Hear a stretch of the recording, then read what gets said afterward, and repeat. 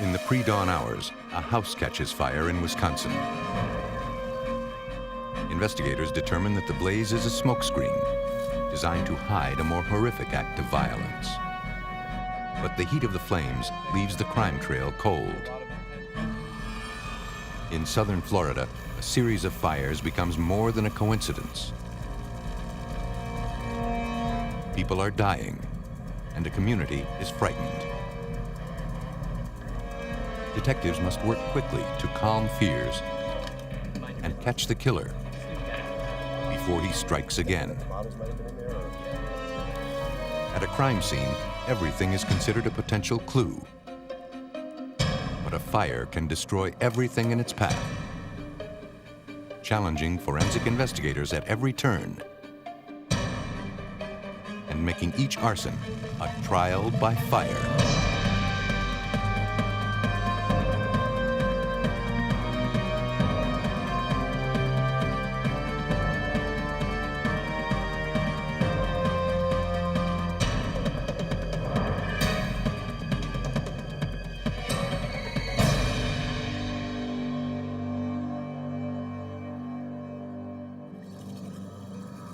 In this episode, some of the names have been changed.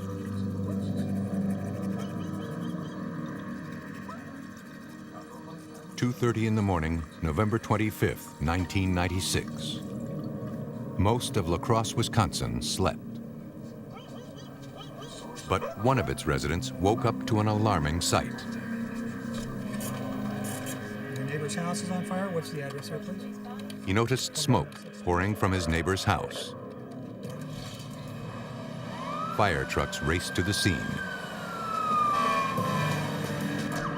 arriving moments later to find it consumed by flames. If anyone was home, firefighters feared they were trapped inside.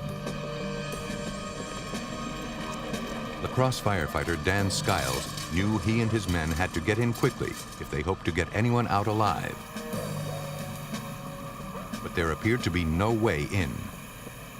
So instead of my normal routine of putting my shoulder into that door and pushing it open, I decided to sit down and use my legs to kick the door open. Firefighter Skiles kicked open the door and discovered the floor of the kitchen completely destroyed by the fire. With no path to guide them, they relied on each other, making their way through the flames and looking for anyone who was trapped inside. The person on the nozzle yelled out that he had a victim. We picked him up. I dragged him as far as I could before I ran out of air.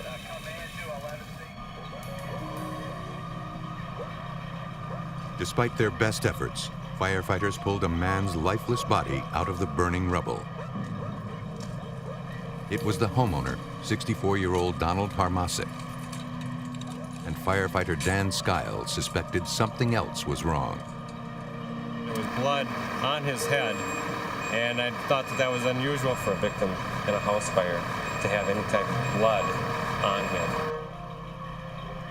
It was at that moment firefighters suspected they were dealing with something more than an accident. The body was transported to the morgue for autopsy.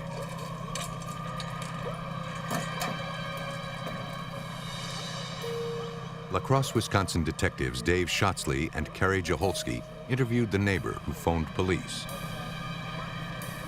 And although he saw the flames, he said he did not see or hear anything out of the ordinary. Once the fire department declared the house safe for entry, fire investigators went to work. Deputy Fire Marshal Gene Brink began the preliminary investigation to determine the fire's point of origin. A fire investigator, in determining the cause of the fire, starts in the area of least damage, the outside of the house or the living room where there was no fire, and works back to the area of most damage. The house was cluttered with books and magazines. Detectives opened them and found money hidden inside.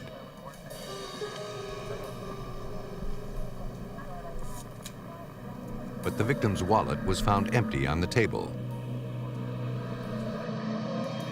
As firefighters packed up, Fire Marshal Brink went down to the basement and inspected the debris, looking for some explanation for the blaze. I want to show you why I'm convinced we had a set fire here.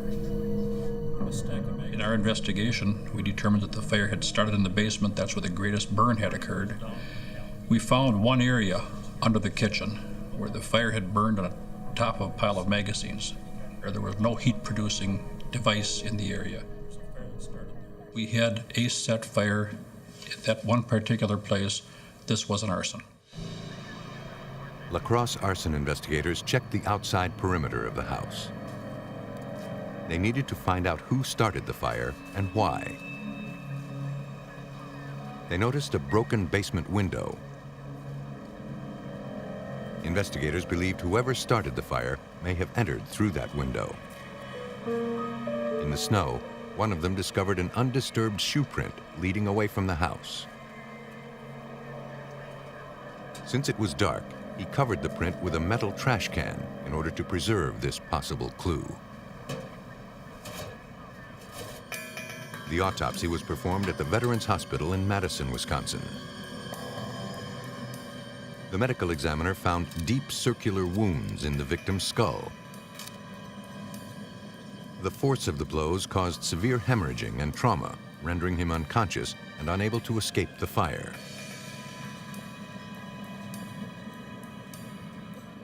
Now, along with arson, authorities believed they were also investigating a murder. Okay, everybody, we want to get a briefing in and get some job assignments. Early for the next case morning, here. at the La Crosse Police Department, investigators compared the information they gathered so far. Detective Joe Dunham was one of the lead investigators on the case. The coroner thought it was a gunshot, but then he determined later it was a blunt instrument to the head that killed Mr. Harmachek. There's a footprint on the east side of the house in snow.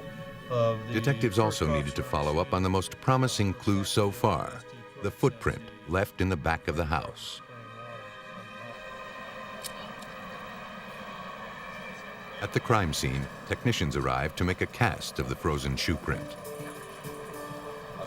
The snow's hardened crystalline structure captured the most intricate detail, but it had to be handled carefully so as not to destroy the print.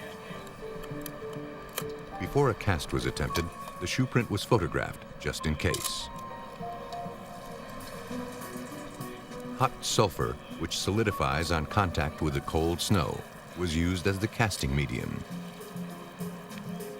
The sulfur hardens almost instantly, ensuring the snow does not melt before the cast is created. It recorded every groove and pattern of the shoe print. The newly formed cast was sent to the Wisconsin State Crime Lab. Inside the house, blood spatter stained the furniture and the surrounding floor. Forensic scientist Nick Stalkey reconstructed the fatal scenario. The stains that were on the front of this chest of drawers were 2 to 6 millimeters in size. Those are indicative of stains that you would see at a beating or a stabbing.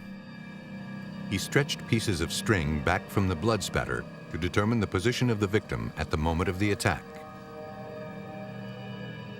By the point of convergence of the bloodstains, I was able to determine that Mr. Harmachek was beaten just in front of this chest of drawers.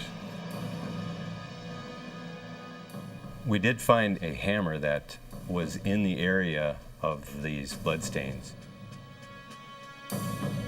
The chest of drawers and the hammer were sent to the crime lab for analysis. A La Crosse police officer spoke with Shirley Otto, the victim's longtime companion. So right now you can't think of anybody that would want to do any harm to him? She and Donald Harmachek had been together for over 20 years. No. She told the officer they had a good relationship, that Donald was well-liked, and everyone called him by his nickname, Pops. Shirley also told the officer that Donald had been upset recently because his house had been repeatedly burglarized. I think he kept most of it there because he didn't trust banks. La Crosse police detectives Joe Dunham and Brad Berkey looked into police reports and arrest records involving burglaries of the Harmasic residence. They found no shortage of names. It appeared perpetrators considered Donald Harmasic an easy mark. He was someone that we knew kept money in his residence, and he had been targeted in the past by various burglars. Police went to question a known local petty thief named Adam Tallbridge. But when he heard the police, he ran. Tallbridge looked like a promising suspect.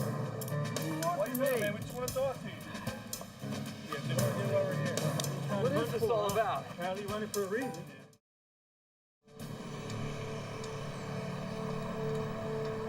Back at the station, he denied any involvement with the Harmasic homicide.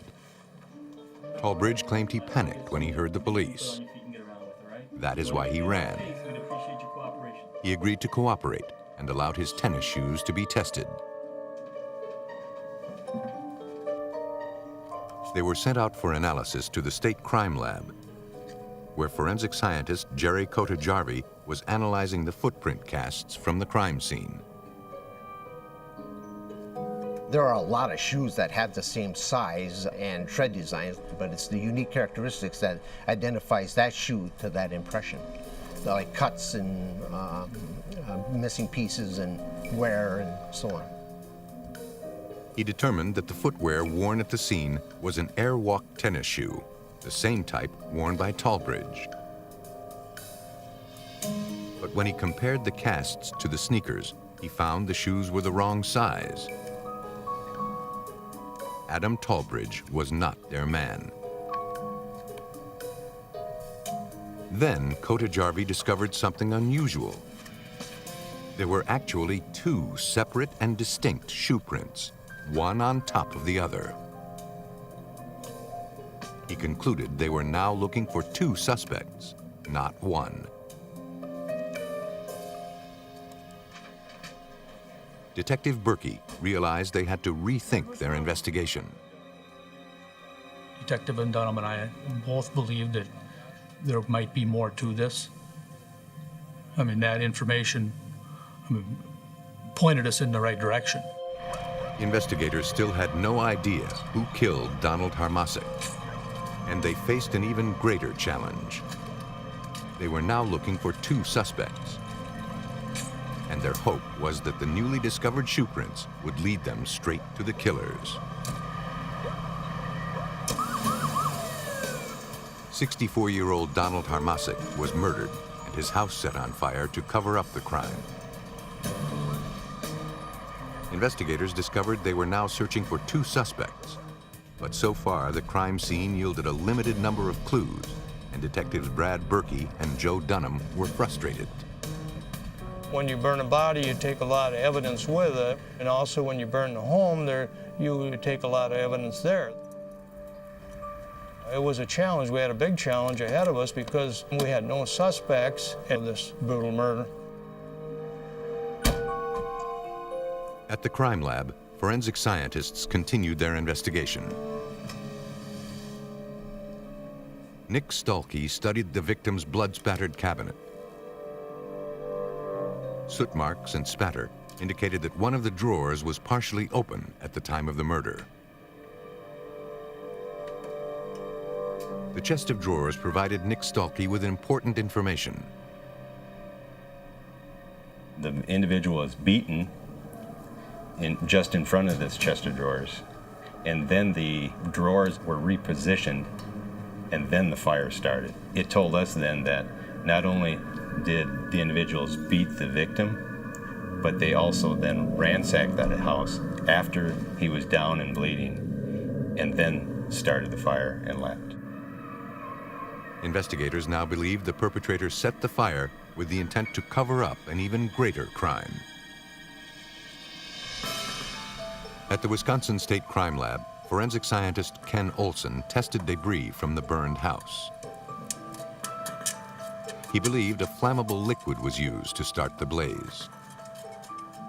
It's very difficult to just take materials that are present to start a fire. But with an ignitable liquid, you can accelerate that fire and get it going faster.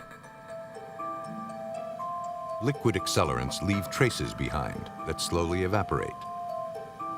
The debris collected was placed inside a can along with a carbon strip. Carbon absorbs any traces of the accelerant left behind. The can is sealed and then heated to 100 degrees Fahrenheit. I then take that paint can with the charcoal strip inside, place it into the oven. After heating for 16 hours, the carbon strip is then put into a gas chromatograph that analyzes the chemical components of the accelerant. I take that vial and put it on the instrument, and it's automated, injects the solvent into the instrument, and I'm looking for any known accelerants that are there. Every chemical has a unique molecular fingerprint. The chromatograph reveals that molecular structure. I examined the residues that I recovered and found the residues of gasoline in 3 of the samples that were collected from the scene. Investigators turned to the community, and they set up a Crime Solvers tip line. The leads began to pour in.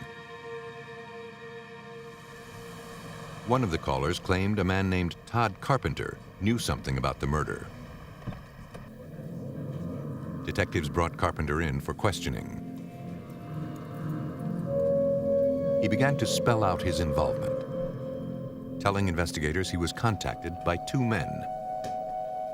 He was approached by Nathan Lindell and Josh Lindell, and that he was a driver and they were just going there for a burglary. According to Carpenter, the Lindell brothers heard a rumor that Donald Harmasic kept lots of cash in his house, and they wanted it. What made you think that The brothers offered Carpenter money to drive the getaway car. Carpenter told the detectives he stayed with the car while Nathaniel and Josh Lindell committed the burglary. He waited outside while Josh and Nathan Lindell went inside the residence looking for money and rummaged around the basement and went upstairs looking for money. And at that time, they stumbled across Donald Harmachek. Afterwards, the brothers instructed him to drive to the top of Granddad Bluff, a secluded spot overlooking the city of La Crosse. There, they built a fire and burned the clothes they had been wearing, including their shoes. Carpenter was surprised when Nathaniel told him the man inside the house was, quote, toast by now. What's he doing? Tell him to come on, let's get out of here. The brothers paid Carpenter his money. In total, they had stolen $300 from Harmasic. Carpenter said he got nervous when he heard about the murder on the news the next day. Detectives ran the Lindell brothers' names through the computer. Josh Lindell's record was clean, but Nathaniel had a rap sheet riddled with prior arrests, including burglary. Okay, Marcus. Investigators began to believe Carpenter, but they had no concrete evidence to back up his story. In the hopes of getting some, detectives convinced him to wear a wire. Maybe they could catch Nathaniel incriminating himself. Carpenter went to see Nathaniel. Hey, Marcus, man, what's up? What's going on, man? He told him the police were asking a lot of questions. Hey, calm down. Hey, come in quick. He said he was scared. He didn't know what to do or say. No? They just been coming by my work, asking me all kinds of questions, about who I was with and who I hang Nathaniel out with. played it cool. He indicated knowledge of the crime, but said nothing that could actually incriminate himself. He said he's gonna come back tomorrow. He was telling him to stay cool and just, don't tell him anything, and that those SOBs, they ain't gonna get nothing out of me. They were convinced Nathaniel Lindell was the mastermind. But the wired conversation was no proof. Since Carpenter couldn't help them anymore, detectives hoped Josh Lindell could. He did agree to speak with us, and that surprised me. His initial statement to us, he took the blame. Detectives finally got the break they needed. But the extreme violence of the crime and their strongest piece of evidence, the shoe prints, pointed to two killers. Detectives knew they needed more if they were to catch them both. La Crosse, Wisconsin detectives were deep in the middle of the arson murder investigation of 64-year-old Donald Harmasik. The footprints found in the snow led investigators to two suspects, the Lindell brothers. Detectives Joe Dunham and Brad Berkey had placed Josh Lindell in custody. Although he claimed he acted alone, the detectives knew differently. Detective Brad Berkey hoped Josh would give up his brother. I believed that he was involved, but I never expected him in the interview to tell us that he was the one that did this. I fully expected him to tell us that his brother was more involved than he was, and that surprised me. He was remorseful that he did this, felt bad about it, and he was trying to make some amends by telling us what he did. Although Josh was taking the blame, in order to prove their case, detectives needed him to reveal his brother's involvement. Josh appeared nervous. He said he had never been in trouble with the law. And after hours of questioning, Josh Lindell finally admitted the whole story. He said he and Nathaniel broke in through the basement window, stepping on each other's footprints to obscure their tracks and to throw off police. So we're gonna look for those. They found Donald Harmasik asleep on the couch and panicked. I was scared. It scared me, and I panicked and I hit him over the head. Now, you willing to speak with us in regard to this? He said his brother Nathan also repeatedly struck the victim in the head with a hammer and left him for dead. What's your present address? Then they set the house on fire to cover up their crime. Josh's story matched Todd Carpenter's. Exactly. Tell him to come on. Let's go. He said they drove up to the bluff so he and his brother could burn their clothes and destroy evidence. Murder was never part of the plan. Although by the time they left, the plan had fallen apart. Yeah, we weren't sure. I thought maybe we thought After Josh's confession, investigators had what they needed to bring in Nathaniel for breaking and entering, arson, and the murder of Donald Harmasik. They arrested him at the apartment he shared with his roommate. And place you in the squad car after he searches you. When we get down to the police station, then we'll discuss He was this at handcuffed that time. and taken to the police station where he was booked.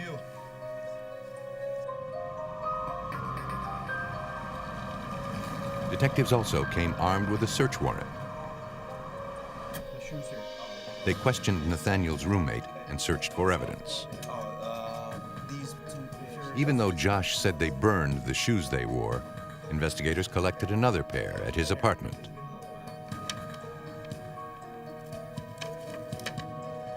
At the state crime lab, the shoes confiscated from Nathaniel were determined to be Airwalks, the same style and tread design of the shoe print cast.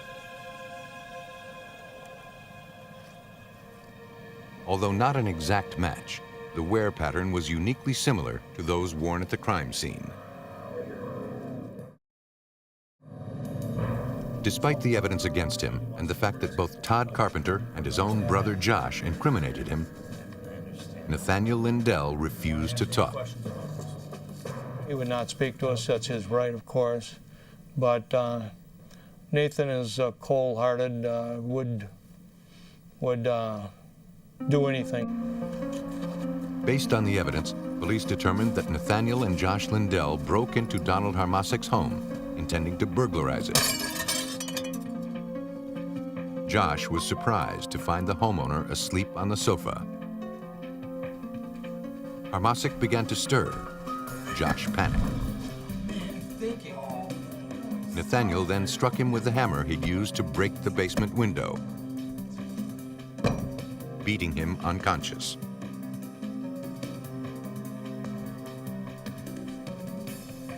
On their way out, the brothers took the money from the victim's wallet.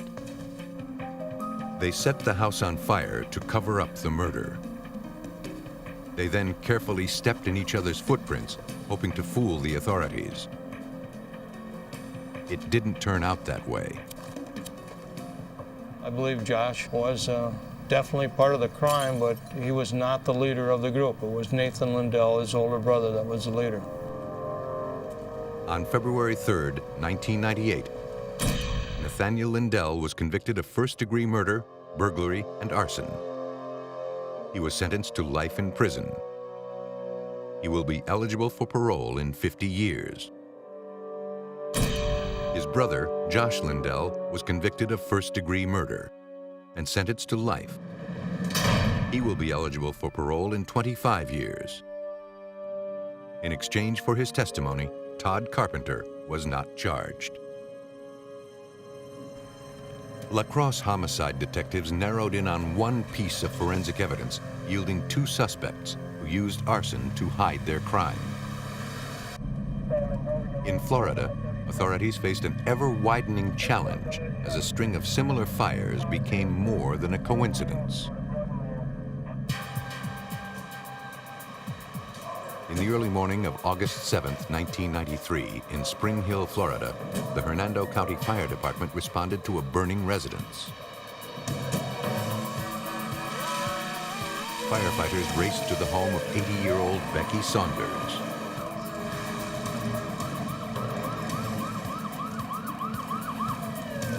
When they arrived, the flames had already ravaged a large portion of the house.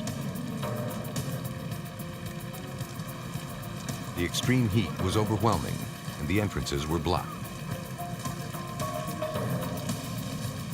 But the firefighters did all they could to rescue the elderly resident and salvage her home.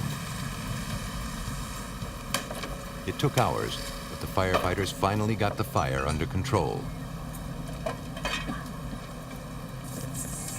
Forensic specialist Gary Kimball investigated.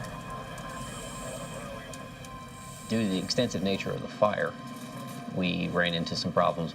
We were unable to examine a lot of the things that we would like to have examined because they just weren't there anymore. The heat was so intense, any potential evidence was destroyed. Investigators were unable to identify an immediate cause. Firefighters could not save Becky Saunders, an elderly widow who lived alone. She died at the scene. Police interviewed Becky Saunders' neighbor. He told investigators she didn't smoke, but she often fell asleep with the TV and lights on. He mentioned a possible electrical problem. The house had been struck by lightning a month or two earlier. Perhaps it had caused some damage that led to the fire.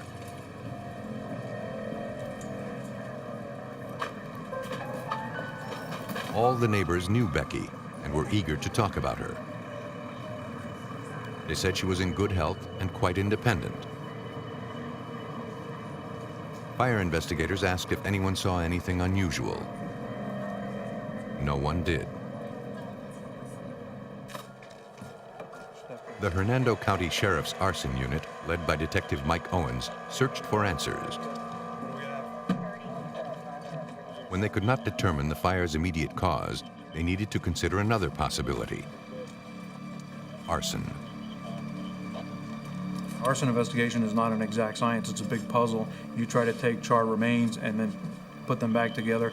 We take everything in the room out and try to reproduce the locations of the furniture, everything and anything that was in there, and try and see where you're having low burns, high burns, to see what area the fire actually traveled. The debris collected from the house was sent to the lab for analysis. Arson expert Carl Chasteen looked for pore patterns or the residue of a flammable chemical, an accelerant, that would indicate arson. What we're trying to determine is, has there been something added to this fire scene that would cause it to burn faster and hotter than it would if it were an accidental fire. That's what we're looking for. We're looking to see if there's been an accelerant added to the fire. The photographs revealed a progression of the fire, which started in the bedroom. Investigators still needed to find out the cause of the fire. But with so much of the evidence destroyed, they knew it would not be easy. In a crime laboratory, we have to be objective. It's not our job to convict somebody or exonerate anyone. It's our job to test the evidence and tell the truth. In this case, we looked at it as closely as we could, and we still could not determine that there was any ignitable liquid in the samples. At the medical examiner's office, the victim's remains were autopsied. Though her blood showed elevated levels of carbon monoxide, indicating that she had inhaled smoke, Dr. Valerie Rao wasn't confident that it was enough to suffocate her. The poor condition of her remains made further analysis impossible.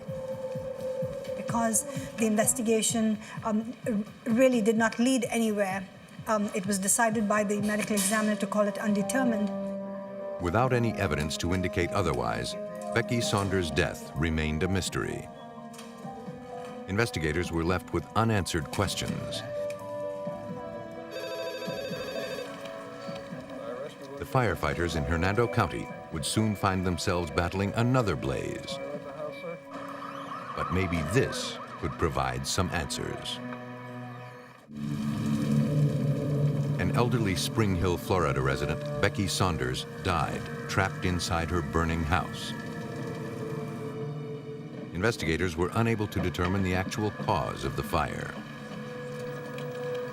Fire rescue, what is your emergency? 10 days later, the Hernando County dispatcher received a call. Another house was on fire, and an elderly couple was trapped inside. Wait, sir, they'll be right there. Firefighters entered the smoke-filled house and saw a woman collapsed on the floor. They carefully carried her to safety.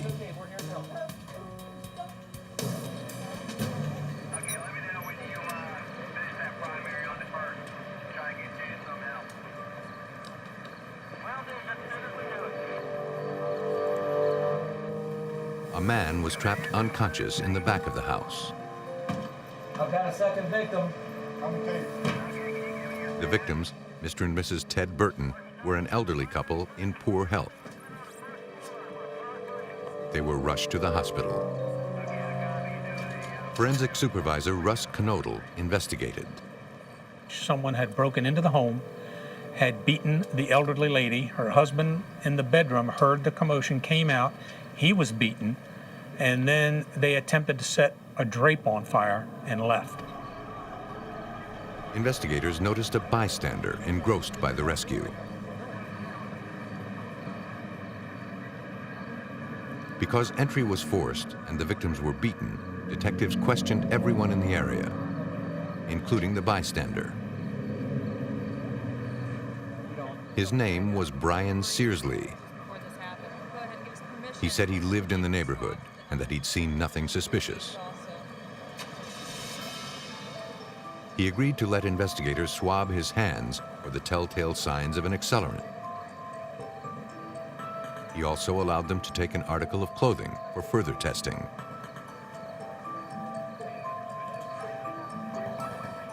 The fire had gone out only moments after it had started. The arson dog was sent in, and investigators collected debris to test for accelerants. If an accelerant was used, detectives believed it might point them in the direction of a suspect. There was some alcohol poured in a dish with a candle. The candle was lit and then put underneath the drapes, and the drapes caught on fire. The rest of the house remained undamaged. It was searched thoroughly, looking for anything out of the ordinary. In the bathroom, investigators noticed a cabinet door open. Not sure what it could mean, the cabinet was dusted for prints.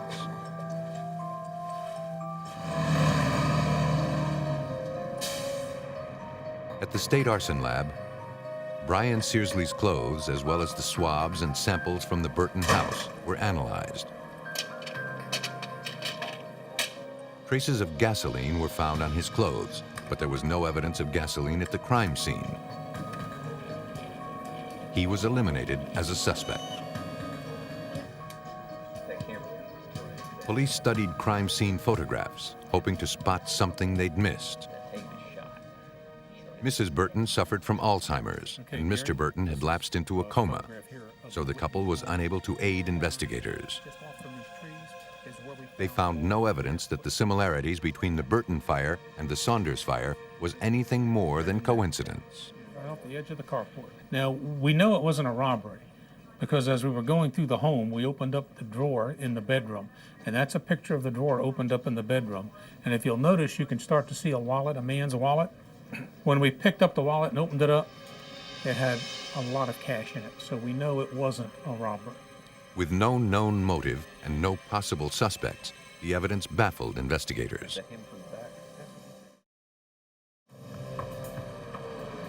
Later that day, another fire was reported in a neighboring town. Singapore radio. You have fire on the scene now. We've received a call that there was a fire up in Brookridge. Again, the fire was hot and it had burnt severely to where everything in the bedroom had dropped onto the ground. We processed that scene looking for anything we could find. Like the first victim, 70-year-old Monique Jenkins had been found burned beyond recognition on her bed. And like the last fire, a bathroom cabinet stood open. Once again, most of the evidence was destroyed. But investigators collected what they could from the smoldering debris.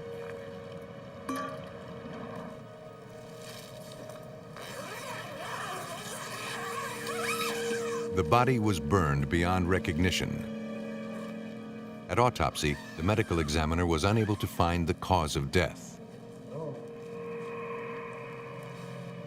The examiners did find the victim's hands were bound with duct tape, rendering her helpless. Examiners found no fingerprints on the tape. Again, there was no clear motive for the crime. The detectives approach us and they're looking for anything they can find that will forensically link something or someone to these cases. They're wanting to know if we got fingerprints. They're wanting to know if we got any trace evidence, if we found any accelerants, or anything that they can put their hands on to help them in the direction they're going in this case. And at this particular time, we were not able to come up with anything. Very frustrating for the whole team. Okay, folks, we're here today to review the facts that we've come up with thus far. Detectives compared evidence gathered at the three fires, hoping to come up with something that would tie them together. We had a great amount of intense heat inside this master bedroom. It appears to be some type of home invasion at this point when both the victims were... The intensity of the blaze indicated an accelerant was used to cover up another crime. Once we examined the remains, it clearly showed that she had been duct taped with her hands clearly duct taped behind her back. So that's really the first indication that we're dealing with something other than accidental fires. This was the crucial piece of evidence that began to link the arsons. Because now we know we had a problem. We felt now we have somebody going around breaking in homes and burning these elderly women up. Police followed through on several leads. None paid off.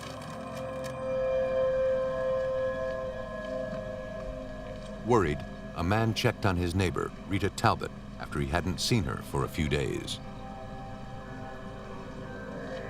Her front porch was littered with unread newspapers.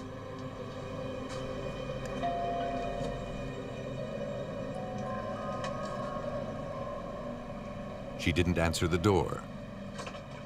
With the key she had given him, the neighbor entered the house. Hello? Hello?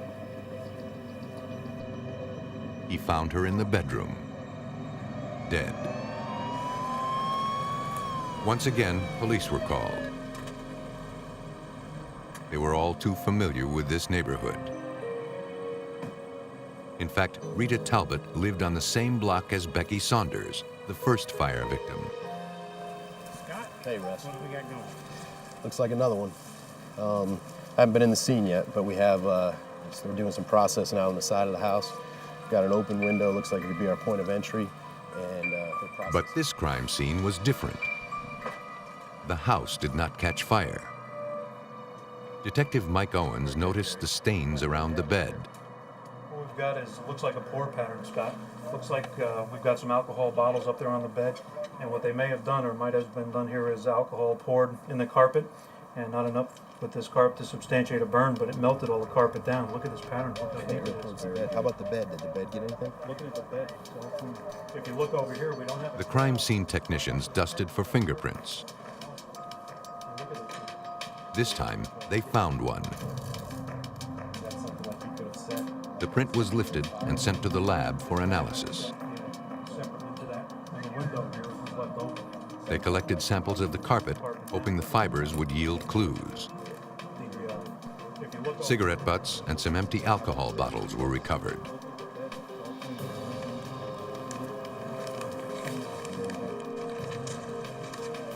After weeks of frustration, this tragic crime scene produced several key clues.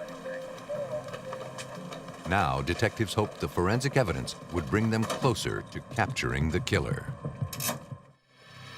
For almost 2 months, detectives had been tracking a killer who was wreaking havoc on a peaceful Florida neighborhood. At the most recent crime scene, police found several clues, including a fingerprint they hoped would lead them to a suspect. Detective Scott Bierweiler believed the recovery of this evidence was crucial. The past houses of the victims, of the deceased, had been burned. A lot of the evidence had been destroyed. We were not real successful in obtaining evidence. So we were all encouraged going into this house, knowing that it was most likely going to be tied with the other victims, same suspect in this. And if we were going to obtain any type of evidence, our best shot was to get it out of this particular house. Fingerprints were also lifted from a vehicle parked in the latest victim's garage.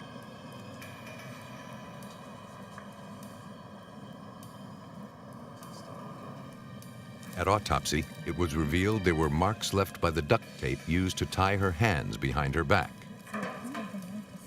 She had been strangled. All but 2 of her ribs were broken and her neck was snapped. They also determined she was sexually assaulted. Inside her throat, the medical examiner found a single hair. As detectives gathered their evidence, news of the murder spread. Detective Tom Holly received an anonymous tip. While I was finishing up my paperwork, I was working late last night, and I got this anonymous phone call from a female who tried to disguise her voice and kind of only whispered. But she said she knew who the killer was from Spring Hill, and she gave me the name of Edwin Caprat. So we should have some good quality prints to compare with those of that, what is his name, Caprat, you said? Caprat. It's going to hinge on forensics at this point. Forensic specialist Gary Kimball compared the prints recovered at the crime scene with those on file. Detectives learned Caprat had a long history of arrests. Well, he does have a criminal history. He's a convicted felon out of Hillsborough County. And 91, we have a homicide, willful kill, first degree, robbery, and forgery from Tampa PD. And They also learned Caprat performed odd jobs for several of the victims. One detective remembered interviewing him at the first crime scene. Kimball believed he was onto something. Forensic supervisor Russ Knodel examined the findings, looking for certain characteristics, such as identical loops and patterns. They were eager to share the news. We got some good news. Gary Kimball just made 2 of your late cases off the Caprat case. Caprat is your man. He's the guy. But since Caprat was a local handyman and worked for several of the victims, his prints could be easily explained. And one off of the car in the garage. They needed more. Wonderful. He's your man. That's great. Scratch too. So, Daniel, another one, man? For 2 weeks, Caprat was placed under 24-hour surveillance. Their goal was to collect more physical evidence.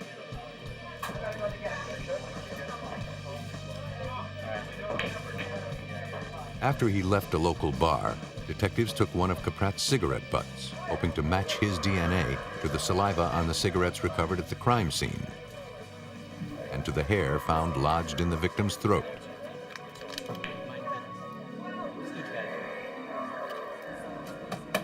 The DNA matched. It was the connection they needed. Detectives obtained an arrest warrant and went to the suspect's most recent residence.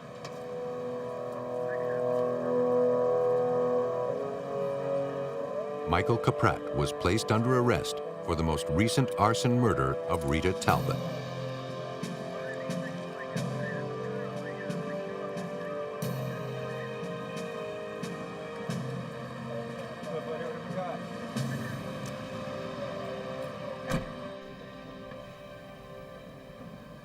In a room lined with photos of the crime scenes and the many files police had collected, detectives questioned Caprat. Prior to even interviewing, we knew that he was our guy, so we pushed forward with it. And Detective Douglas and myself kind of took on the good guy, bad guy detective. At first, he denied everything. But when confronted with the evidence, he confessed. Once we started our interview, we couldn't shut him up, basically. He just talked on and on and on and on. During the 3-hour interview, he confessed to murders of 3 women, as well as the 4 arsons. Caprat was charged with 3 counts of murder, 2 counts of attempted murder, and 3 counts of rape. The forensics evidence clinches the case for us, but there's nothing like a confession. According to his confession, Michael Caprat chose elderly victims because he believed they were vulnerable. He broke into their homes and crept into their rooms. He would restrain his victims with duct tape, then proceed to rape and beat them. He poured rubbing alcohol that he took from their own bathrooms, spilling it on and around their beds. He then lit a match.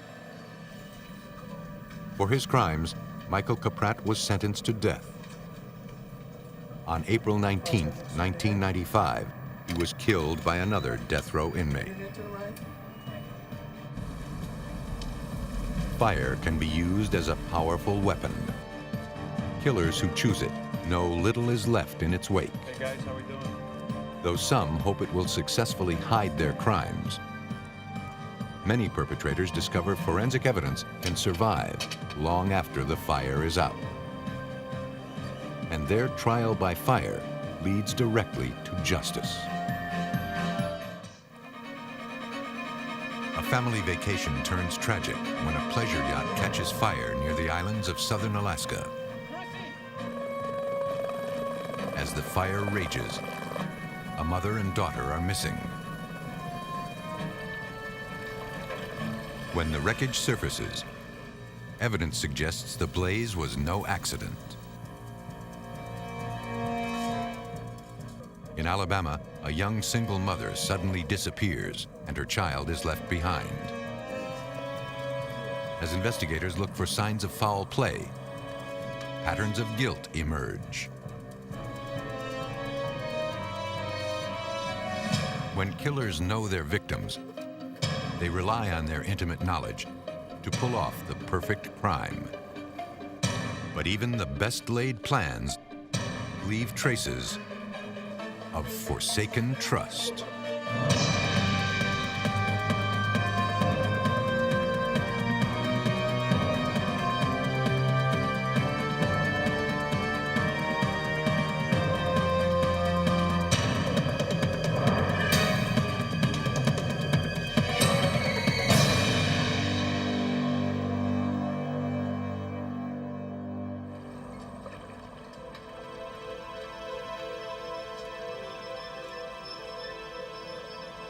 Nestled between the Tongass National Forest and the Pacific Ocean, Sitka, Alaska is a picturesque fishing town in the southeastern part of the state.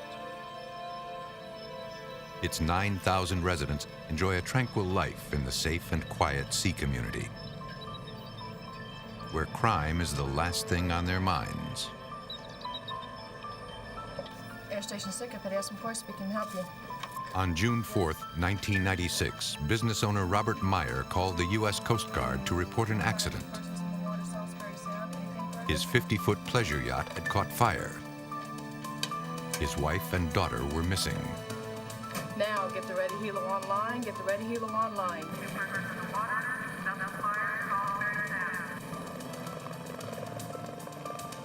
Within minutes, a search and rescue operation was launched.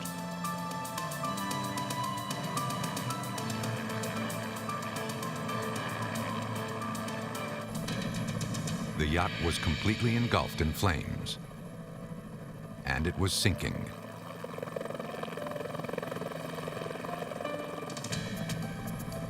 Even in June, the Alaskan waters are cold. Rescue workers needed to act quickly if they hoped to rescue Diana and Chrissy Meyer. Coast Guard officials in Juneau notified the Sitka Police Department about the accident and that the mother and daughter were missing. Sergeant Darrell Rice went to the Meyer residence in the hopes of gathering any information to aid in the rescue efforts.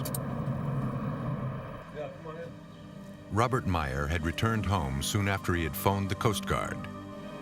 He was exhausted and distraught. He told the officer he had taken his family on a cruise around the islands just north of town. They left 2 days earlier. It was supposed to be their last outing together before his daughter Chrissy went away to college. Sergeant Rice asked about the trip. He responded that this was the most perfect weekend and it couldn't have been any better. We were having a great time. Meyer said that sometime around daybreak he smelled smoke coming from the console, and that the floor above the engine room felt hot. Thinking the boat was on fire, Meyer said he rushed to get his family onto the small skiff and safely away from the flames.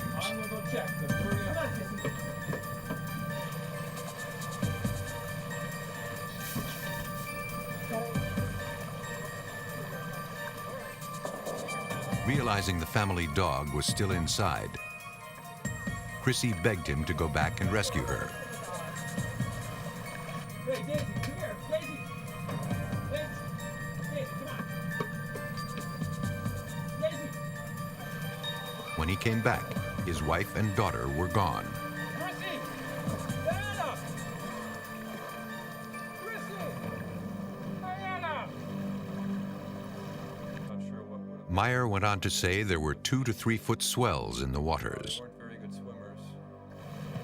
He believed his wife and daughter fell trying to get into the skiff.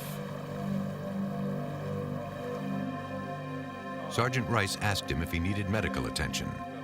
Meyer said that he had noticed a scrape on his leg. He must have gotten it as he left the boat. The search for the missing women continued. Search and Rescue Captain Don Clutin organized members from the Sitka Fire Department. We had actually lots of coverage. We had air coverage provided by the Coast Guard. We had water coverage provided by the Sitka Fire Department search and rescue teams, as well as private boats in the area. They followed the current, searching the water and shore for any sign of Diana or Chrissy. But with each passing hour, the rescue workers grew more concerned. If you guys can go ahead and head east, conduct a shoreline search on up towards the inlet up here. Cover the shore fairly good. We need to get a We're calling out. We're using attraction as well as looking. The number one goal was, to locate Diana and Chrissy Myers, which is always what our number one goal is. We were in, search and rescue mode. We were doing a type 2 search, which is, fairly thorough. We're looking for, any types of evidence, things like that, as well as people on the beach. Hey, John. Look right over there in that little bite. Something over there. The rescue workers spotted a red object floating in the water. They retrieved the empty gasoline container. They noticed its cap was missing. The search continued for hours. But by mid-afternoon, rescue workers were running out of options. We searched the beaches around the vicinity where the boat sank. We also conducted shoreline searches, from the boat. We covered and recovered the areas over and over again. We totally exhausted the search areas. The search for Diana and Chrissy Meyer lasted for over 24 hours. The rescue mission was now a recovery operation. The determination was made to, suspend the mission pending further developments. Authorities continued to comb the shores, but now they were searching for bodies. They were also searching for wreckage of the burned yacht, most of which was now at the bottom of the ocean.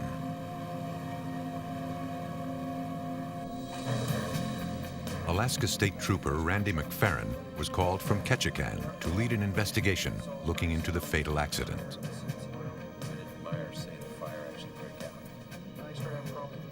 At a briefing, McFerrin viewed a tape of the burning yacht supplied by the Coast Guard.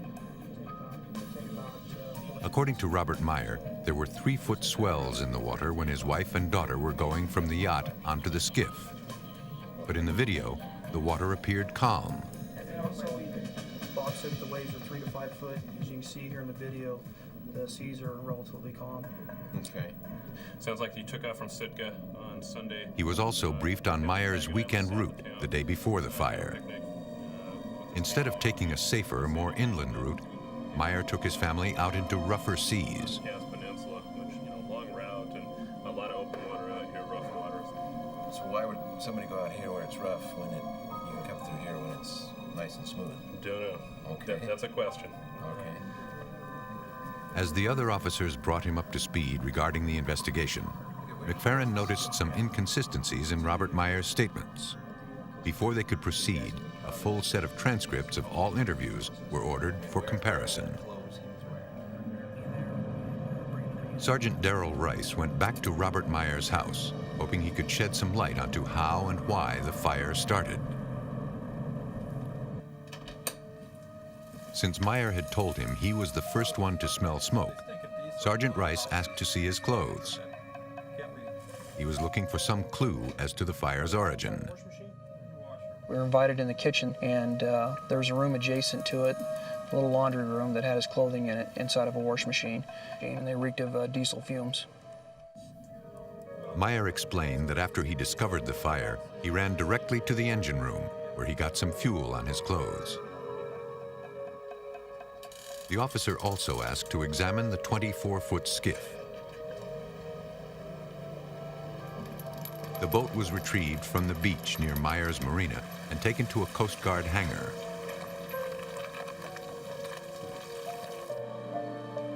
At the State Crime Lab, criminalist Walter McFarlane examined the clothing. He used ultraviolet light to detect evidence of hair or fibers, but found nothing significant. There was quite an odor of an accelerant or fuel present, and our main objective at that time was to get them into containers and protected to save that type of evidence. The clothing was preserved until they could be examined for the presence of accelerants or solvents. Sergeant Randy McFerrin and Darrell Rice combed through the transcripts, uncovering several inconsistencies in Meyer's statements.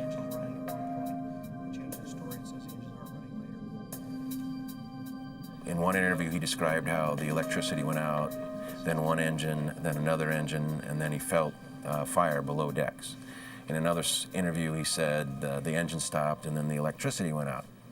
In one interview, he said his wife and daughter were asleep when the boat broke down. In another interviews, he said.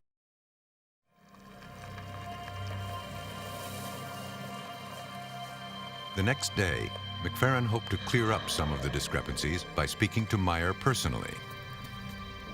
About Meyer? Yeah. Hi, I'm Sergeant McFerrin with the State Troopers. Yeah. I wonder if you got a minute to talk to me about. But Meyer suddenly would not cooperate and wouldn't talk to the investigator. That's fine. He refused to speak to us unless his attorney was present, and we agreed to do that. Later that afternoon, we did a short interview, about half an hour long, with him with the attorney present before the attorney terminated the interview and told us to leave. Without further cooperation from Meyer, investigators turned to an examination of his boat. Meyer's 24-foot Carolina skiff was photographed and examined for possible damage, trace evidence, and blood stains.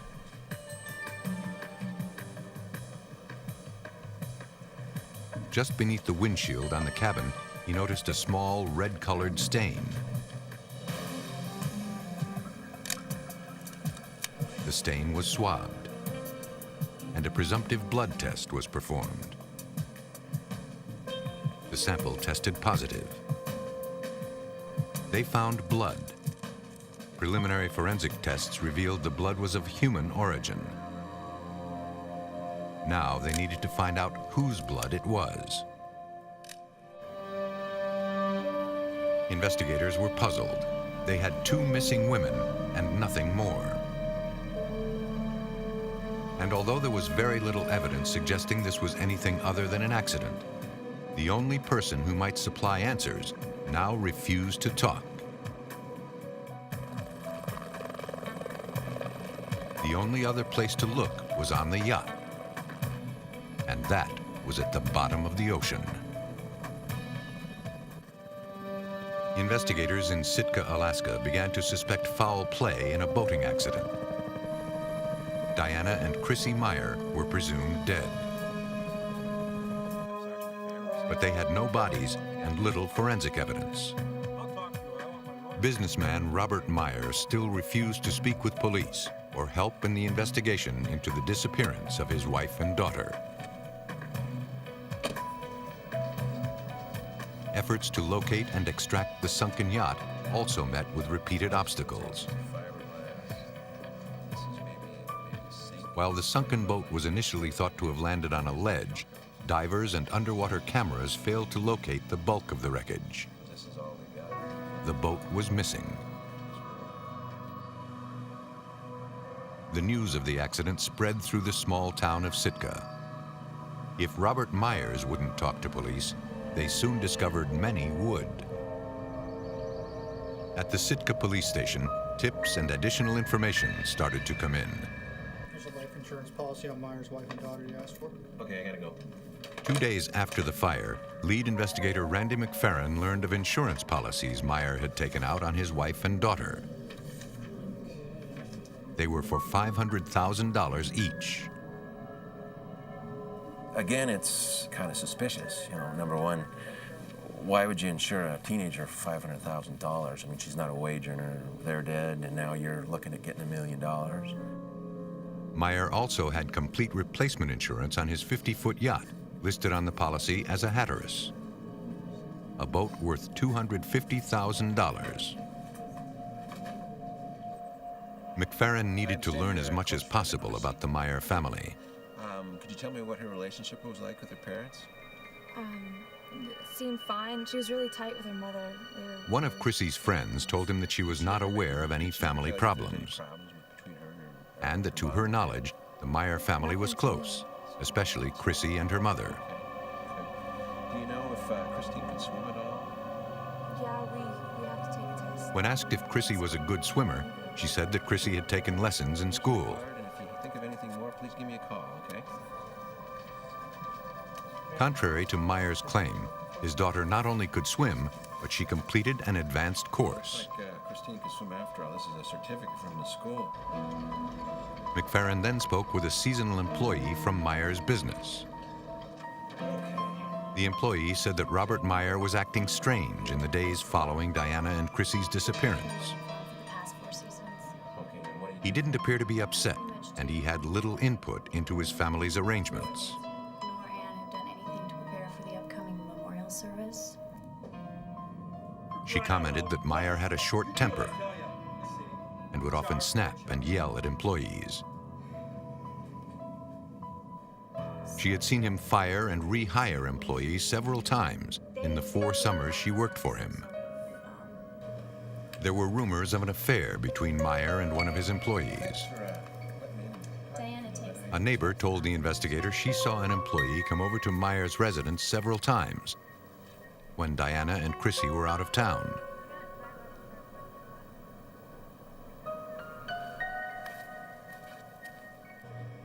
She said the woman would often stay until morning. Another curious piece of information came from a repairman who regularly worked on Meyer's yacht. How are you today? I'm pretty good. You got a minute to talk to me? The repairman told the investigator that the yacht was not a Hatteras like Myers claimed, but a less expensive look-alike Meridian yacht, difficult to tell apart. And it was not in the best condition. This is the initial survey. With rumors of an affair and indications of possible insurance fraud, circumstantial evidence surrounding Robert Meyer was mounting quickly. But without anything concrete, investigators knew it would be difficult to prove their case. They believed the forensic evidence they needed was buried deep within the submerged wreckage. 2 weeks after the fatal fire, Meyer's clothing and the empty gas can were analyzed at the State Crime Lab in Anchorage. Criminalist Chris Boeheim tested the clothing by attaching a small strip of activated charcoal on the lid of each can.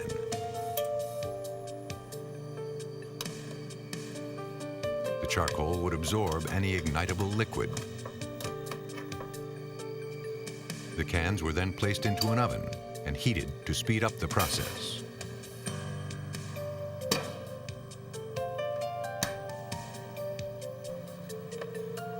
Once that was complete, Boeheim used a gas chromatograph mass spectrometer to separate the components and break down the complex mixtures.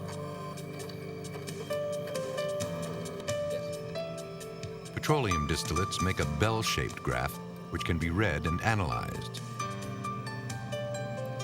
Boeheim concluded that the solvent in the empty gas can discovered at the site of the fire was the same as that found on Meyer's clothing.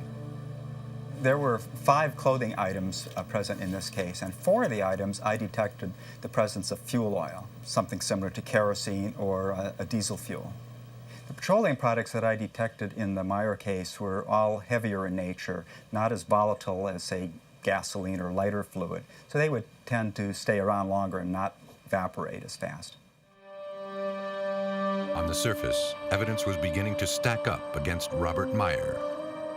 But investigators believed the strongest physical evidence still remained hidden somewhere at the bottom of the ocean. Unless the wreckage could be found and recovered, investigators knew there was little chance of ever proving their case.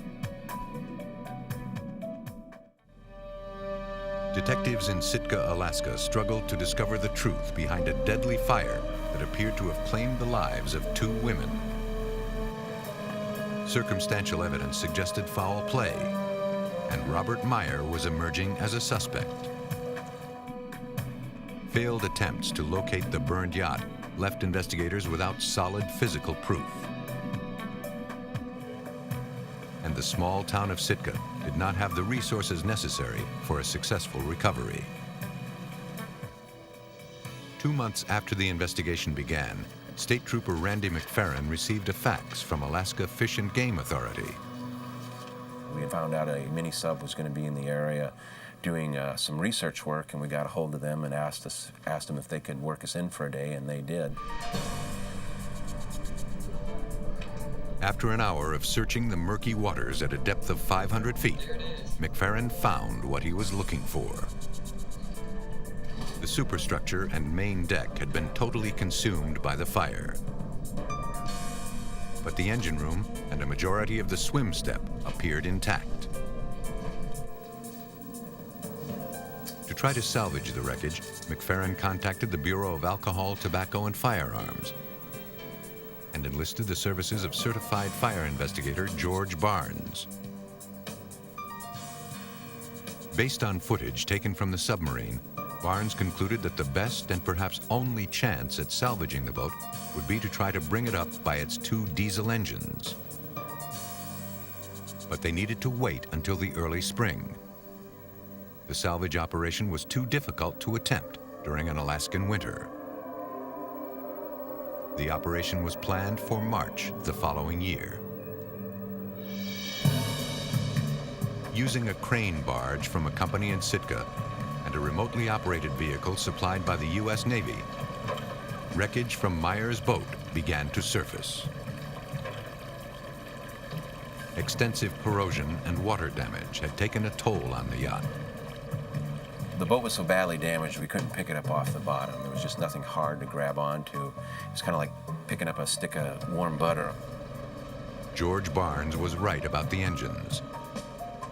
The salvage crew had something to grab onto, making lifting easier. And contrary to Myers' theory, the engines were intact. His story was that the fire started as an engine room fire and progressed to eventually involve the whole vessel. When we recovered the engines, we noted that there was still paint in considerable amounts on the engines. We also noted that there was also some hose attached to the hose connections and insulation on electrical wiring that was recovered. Based on those observations, we concluded that the fire could not have started in the engine room as Mr. Meyer had alleged. Investigator Barnes examined 3 pieces of a swim step that were recovered. He believed they would prove his theory that the fire started someplace other than the engine room. The wood appeared to be teak and had irregular burn patterns. The right, or the starboard side of the swim step, was severely damaged by fire, and the area nearest the vessel was severely damaged by fire, but the vessel itself was not damaged in that same area. If he was correct and the wood was teak, Barnes knew it would have been difficult to burn. If the fire had started in the engine room, the distance between it and the swim step made the severe burn patterns found on the wood virtually impossible. Because teak wood burns so slowly, by the time the fire reached the swim step would have been submerged and the damage would be minimal. Randy McFerrin had the wood tested to determine its type. Hi, George, it's Randy. Barnes was right. The wood was teak. The lab report's back. To test his theory, George Barnes performed an experiment. Not only was the wood difficult to burn, as he suspected, but the location of Myers' swim step was only 6 inches above water in calm conditions. Mr. Myers had claimed that the seas were 3 to 4 feet at the time of the fire, and we found it rather surprising, if not impossible, for the swim step to have exhibited this type of fire damage when it's constantly being dunked in seawater during these swells. Investigators also knew that without bodies, it would be difficult to determine the truth about the women's death. At the State Crime Lab in Anchorage, Hayne Hamilton tried to extract DNA from a tiny blood stain found on Myers' skiff.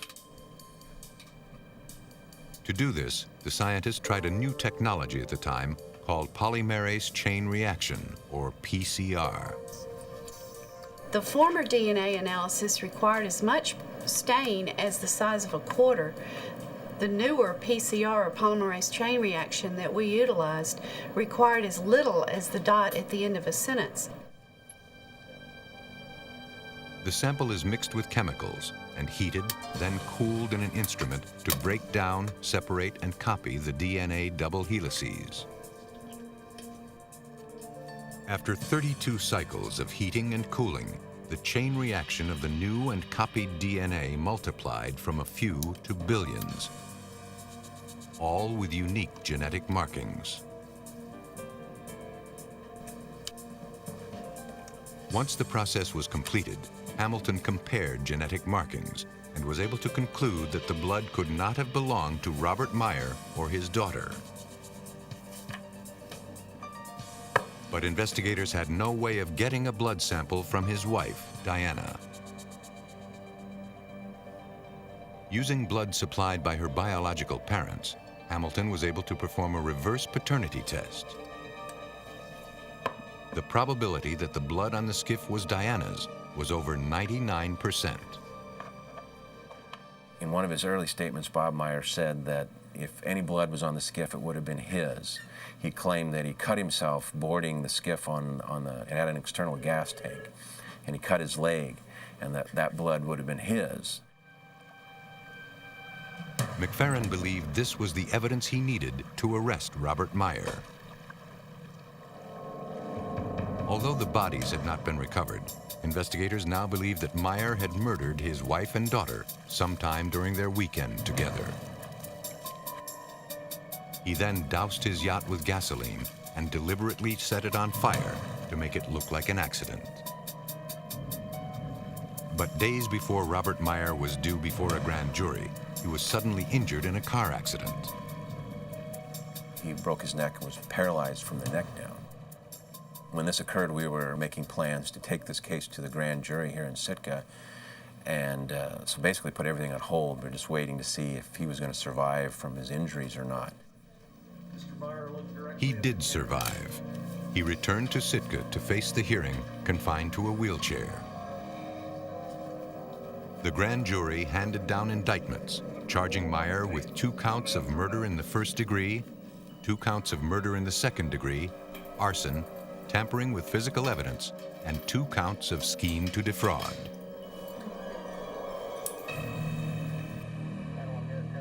But Meyer would never face a criminal trial. A few months before he was to appear in court, Robert Meyer's body was discovered in shallow water off the end of a dock. After a thorough investigation, investigators concluded he had taken his own life.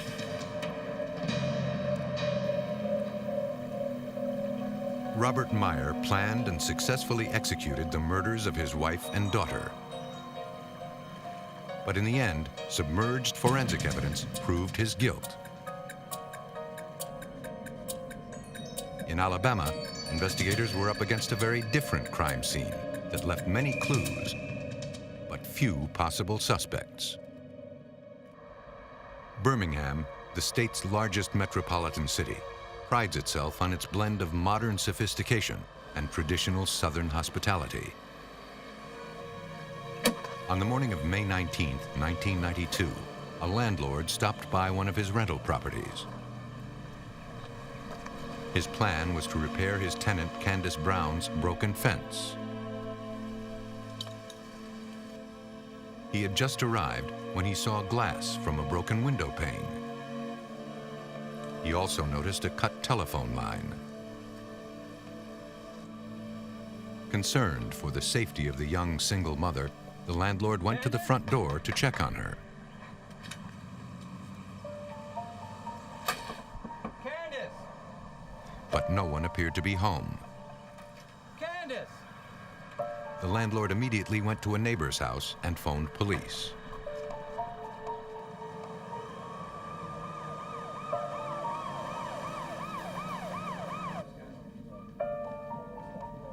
When officers arrived, they discovered a 2-year-old boy sitting alone in a bedroom. But there was no sign of Candace.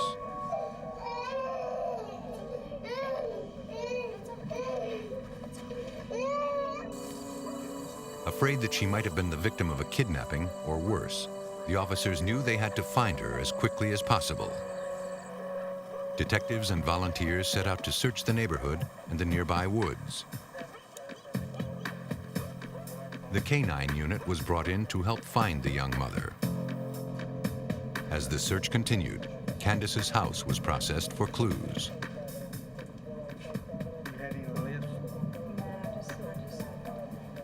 Although the phone line was cut and the window was broken, there was nothing inside suggesting robbery, and no signs of visible struggle.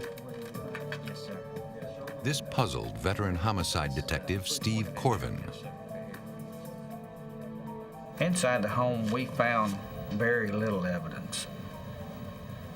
Nothing was disturbed, the house wasn't ransacked, there didn't appear to be anything missing. Outside, forensic investigators photographed and bagged the broken pieces of glass. The broken window was the point of entry. And there was another potential clue. Hey, detective, I think we got something over here. A shoe print discovered on one of the pieces of glass showed visible and distinct markings. The freshly cut phone line was also removed and taken as evidence.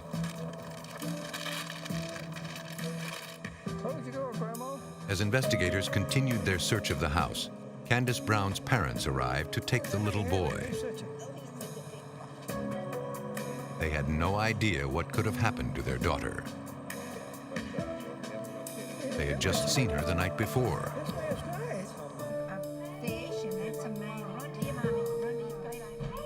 Candace left her son at their house while she went out for a few hours.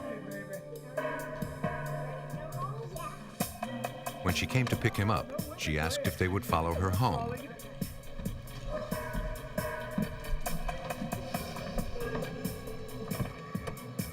Her parents said that she had been nervous lately. Her home was burglarized a week earlier, and she was afraid to go into a dark house alone with her son.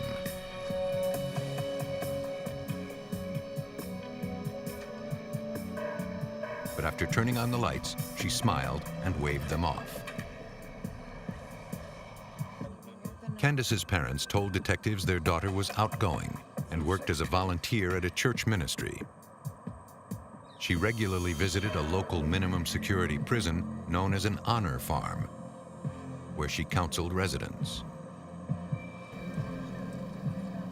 As officers tried contacting the ministry, Detective Corvin spoke to her neighbors. One neighbor said she saw something suspicious. She looked out the window the night before and noticed a man in an unfamiliar vehicle parked outside Candace's house. Although she didn't get a good look at the driver, she described the car as a white Honda Accord.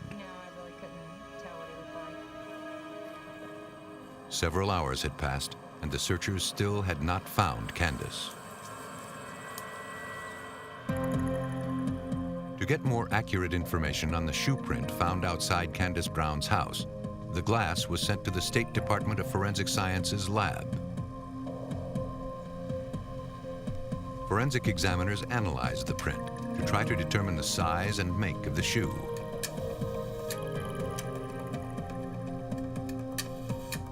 The pieces of the cut phone line were also examined.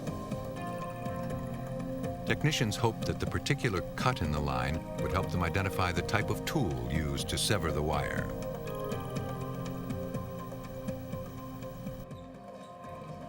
With the results still inconclusive, Detective Corvin visited the honor farm. Candace's parents gave the detective the name of an inmate that was an old friend of hers. The friend told the detective that he and Candace went to high school together. Absolutely, absolutely. I mean, when in there is where they met. And that Candace regularly came to the honor farm to visit him. The friend also said he introduced Candace to another resident. Michael Land came to 2 or 3 meetings with Candace and seemed interested in her ministry and her desire to help him get back on track. He went on to say that since Michael Land had been released already, he had asked him to go check up on Candace for him. I just hope you can figure it out because... Detective Corvin performed a background search on Land and discovered he had been in prison before. With Candace Brown still missing and time running out, detectives felt they now had a potential lead. and they set out to find Michael Land. Detectives in Birmingham, Alabama were investigating the suspicious disappearance of Candace Brown. It had been more than 2 days, and with each passing hour, the hopes of ever finding the young mother alive faded. So far, the most promising lead was a known felon named Michael Land, who Candace counseled in prison.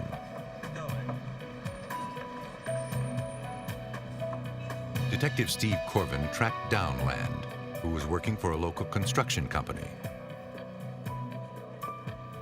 We told him that Candace Brown was missing and we'd like to talk to him about her disappearance. We didn't say we suspected him of anything, we just thought he might be helpful. Michael Land volunteered to go with the detective to the police station. While being tape recorded, Michael Land explained to the detective how he met Candace Brown at the Honor Farm. He said that they were introduced through a mutual friend and had developed a friendship. He also said he went to visit her after he was released.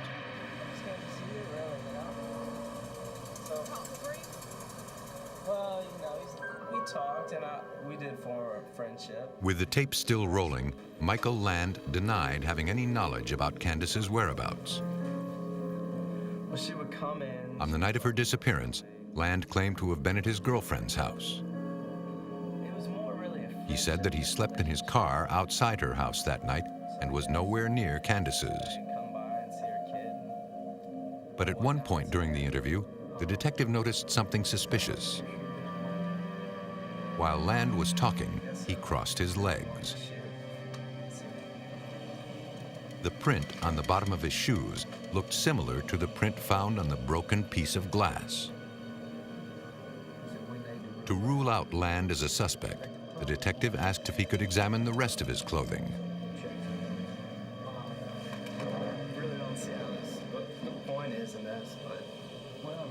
As Michael Land changed into jail clothes, the detective had his story checked out. A police officer went to visit Land's girlfriend at her house. She claimed that she did not see Michael Land at all the day before, and that to her knowledge, he had not slept in his car outside her home. Land's shoes and clothes were sent to the police lab, where they were examined. The clothes provided no clues, but forensic scientist Phyllis Rowland found several stains around the toe of the tennis shoe that looked like blood. In looking for stains and identifying them as blood stains, I will visually look at the item of evidence for primarily reddish-brown stains or stains that might look like blood, and remove a very, very small amount of those stains and use a chemical test to determine whether they give a reaction that is indicative of blood. The blood found on the shoes was human. Detective Corvin confronted Michael Land, and Land asked the detective to turn off the tape recorder. He wanted to come clean. Land admitted to breaking into her house a week earlier, but claimed he didn't take anything. He then said that on the night of Candace's disappearance, he ran into two guys named Tony and Edward. Tony and Edward wanted to know if he knew of any easy places to rob, and Land told him about Candace's. He said that he went with them, but that the two guys started to get rough with Candace. He confessed that the blood on his shoes happened when one of the guys gave Candace a bloody nose. But after things started to get violent, he got scared and left. He had an answer for everything until we started being able to show that there was inconsistencies with what he was telling us. Then he would make up something to cover that. He said that one of the guys slapped her to the floor and bloodied her nose. And we said, well, we didn't find any blood on the floor. There was still some hope that Candace was alive. Investigators asked Land for the keys to his car. Not knowing what they might find, the officers got verbal authority from the district attorney to open the trunk. With Land still at the police station, the detective went to examine the car. Inside the trunk, they found a pair of wire cutters and a .45 caliber gun. But no sign of Candace. The car was impounded while they waited for an official warrant. The detective had enough to hold Michael Land for 48 hours while evidence could be processed and an arrest warrant issued.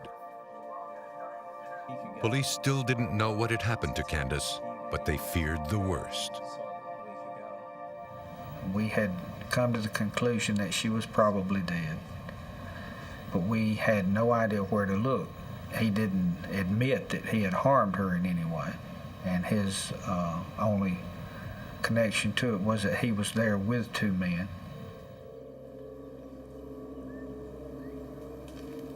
The very next morning, two boys had skipped school and were hiking near a quarry on Ruffner Mountain. They made a shocking discovery. Partially hidden in some trees was the body of a dead woman.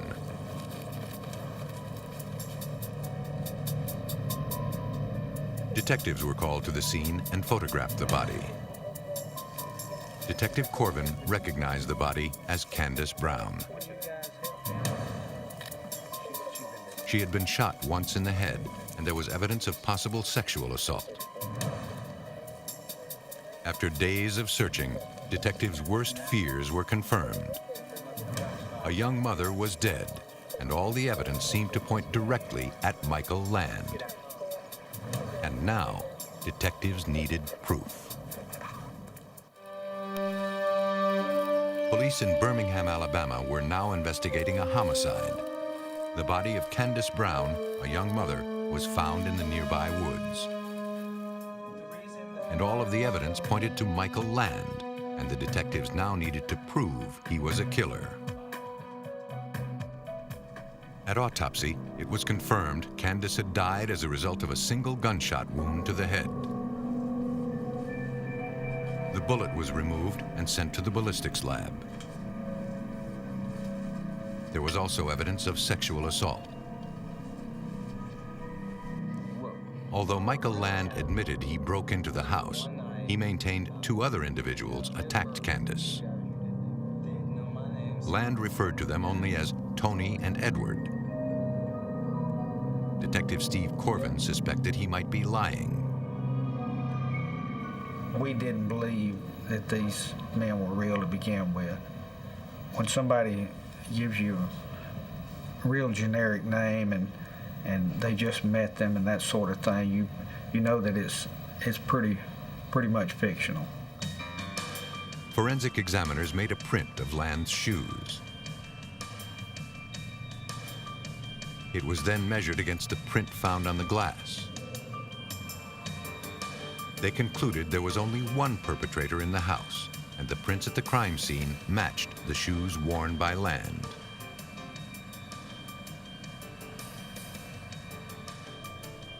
At the State Forensic Lab, Phyllis Rowland examined the clothing Candace was wearing to try to determine where she was murdered. I retrieved the shirt that was identified to be from Candace Brown and looked at the bloodstain patterns that were present on it and determined that she was shot where she was found. And in doing so, looked at the back of the shirt and found biological stain there, which was actually a semen stain.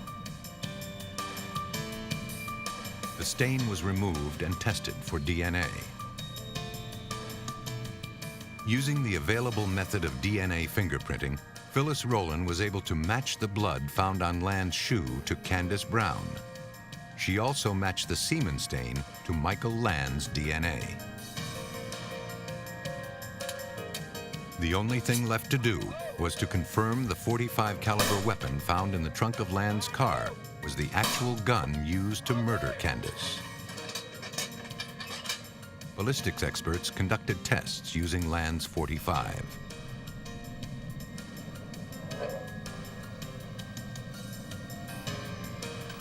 The spent bullet was checked against the one taken from Candace's body.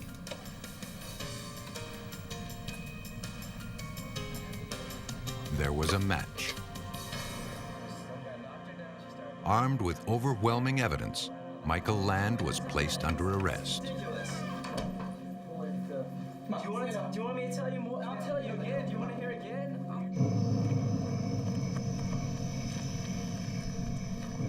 Detectives determined Land acted alone that night.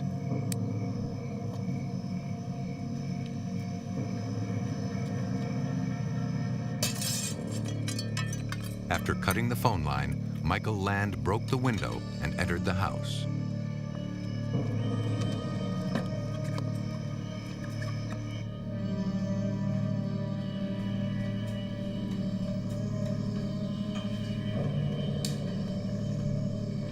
He then kidnapped Candace Brown, leaving her 2-year-old son still sleeping. Come on. Because the murder was committed during a kidnapping and burglary, Michael Jeffrey Land was convicted of 2 counts of capital murder and sentenced to die. When killers strike those they know, they shatter the bonds of confidence and trust. But for detectives and forensic investigators, it is often the evidence of that forsaken trust that helps bring the murderers to justice.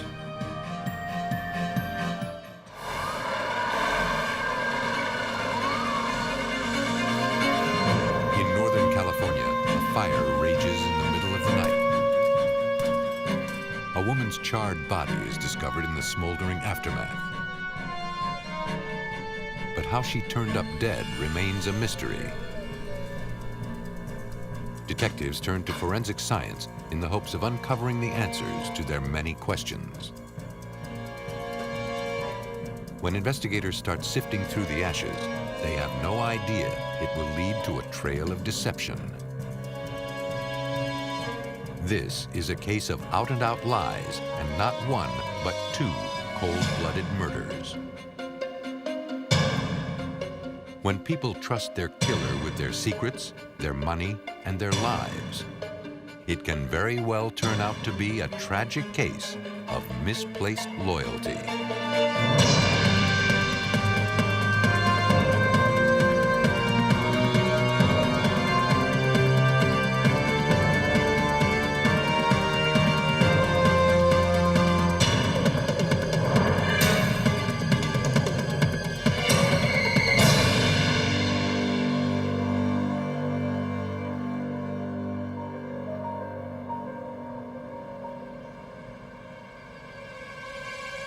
In this episode, some of the names have been changed. The city of Berkeley, California is well known for its hippie counterculture and bohemian lifestyle. Nestled in the rolling hills just across the bridge from San Francisco, it's a magnet for people of all walks of life. Criminals can hide in plain sight, making it a perfect place to cover up an insidious crime. In the early morning hours of June 25th, 1994, a loud explosion rocked the home of James Hutchings. It was 4 in the morning, and his next-door neighbor, Virginia Bailey's house was on fire. He rushed to call the fire department, but took consolation in the knowledge that Bailey was out of town. Yeah, there's a fire. My neighbor's house is on fire. Yes, 2912. Do you know who lives there? Virginia Bailey? Is she at home right now? She's out of town. Okay, we're sending the fire department. We're on the way. Thank you. Dispatchers immediately dispatched the Berkeley Fire Department to the scene.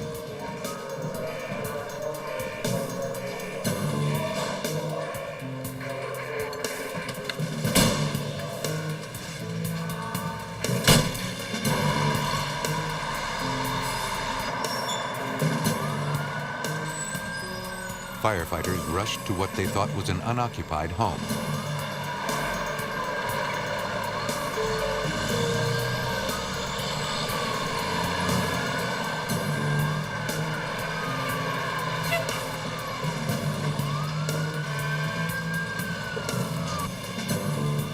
When they arrived, shooting flames were visible through the window.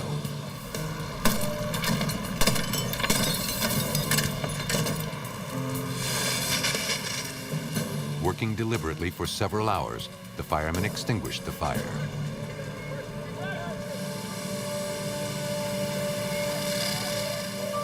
Firefighters entered the house to make sure the fire was out. They noticed the majority of the damage from the blaze was in the dining room. Deputy Fire Marshal Wayne Inouye was on the scene. When I got on the scene, I found a two-story residential dwelling.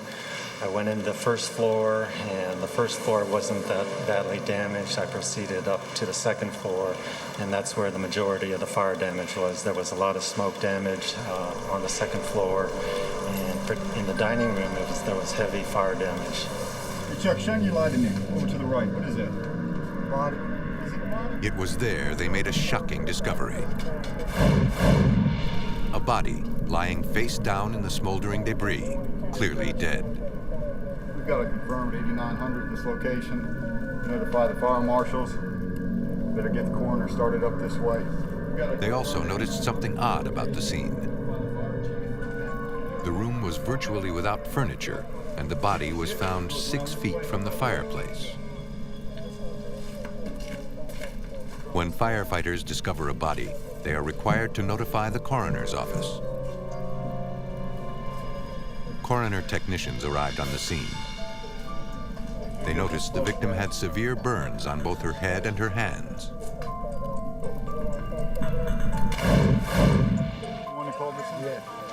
James Hutchings was shocked to learn that his neighbor might have perished in the fire. I heard a huge explosion. Heard an explosion? He knew Virginia was supposed to be in Salt Lake City for a wedding. And if she were home, he wondered why her car was not in the driveway. When you looked out the window, did you see anybody out there? No. Anybody running from the house? Nope, just flames. How about flames? A lot of smoke. With what they learned from the neighbor, investigators now turned to science to piece together the events that led to a tragic outcome.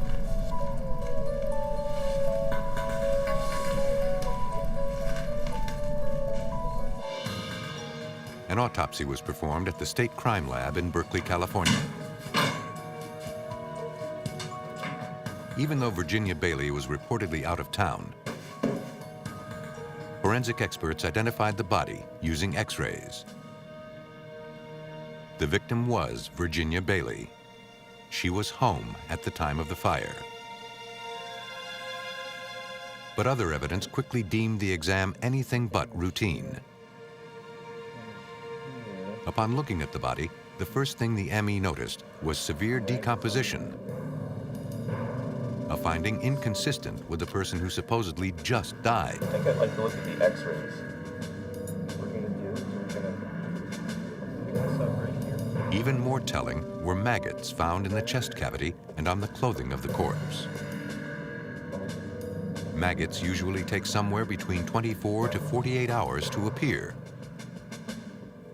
and do so only on dead bodies. But there could be no logical reason they would appear on the charred body of a fire victim so soon after her death.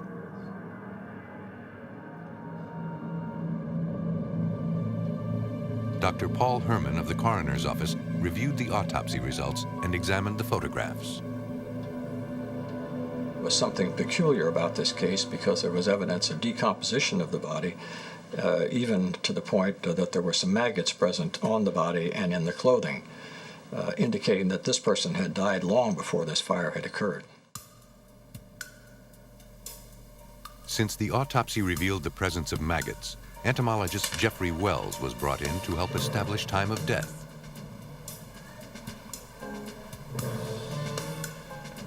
Due to their size, he was able to determine that Bailey died at least 3 days before she appeared to be killed in the fire. If you estimate the age of a maggot found on a body, This gives you a pretty good minimum time since death. The reason for this is flies almost never deposit their eggs or larvae on a live person.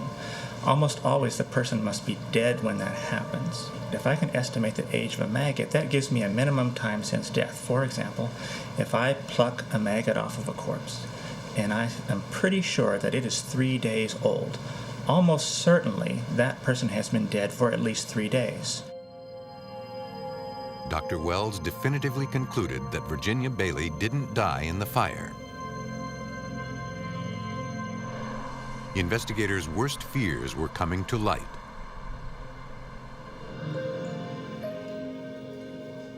The case was now a criminal matter, and at the Berkeley Police Department, Inspector Al Bierce was assigned the file.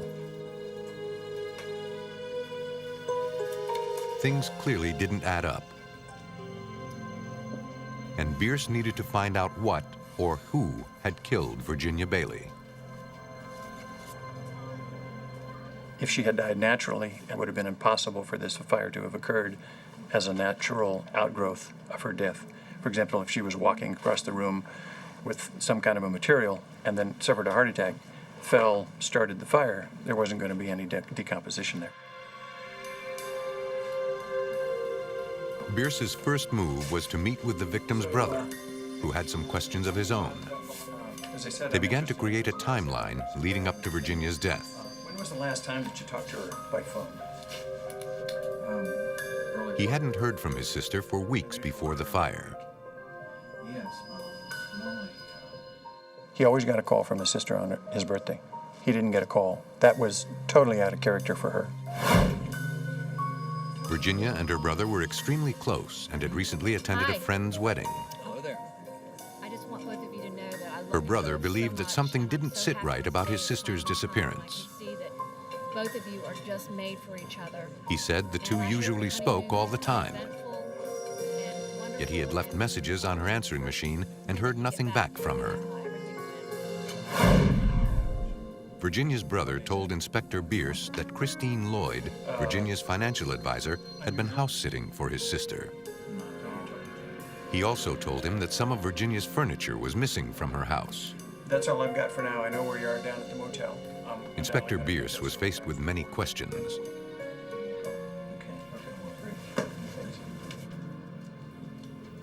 He was at the beginning of a complicated investigation. Bierce needed to uncover evidence to find out if someone had killed Virginia Bailey and tried to make it look like an accidental fire death. What is that over there? You see how it goes around before it starts And to crawl perhaps like what that? he was looking for was buried in the ashes of the fire. A deadly fire ravaged the home of Virginia Bailey, and investigators grew suspicious. After only a preliminary investigation, Berkeley Police Inspector Al Bierce thought he had a murder on his hands. Autopsy reports revealed the presence of maggots on a body found at the scene of the fire. Scientists conclusively proved that Virginia Bailey had already been dead for at least 3 days before the fire started.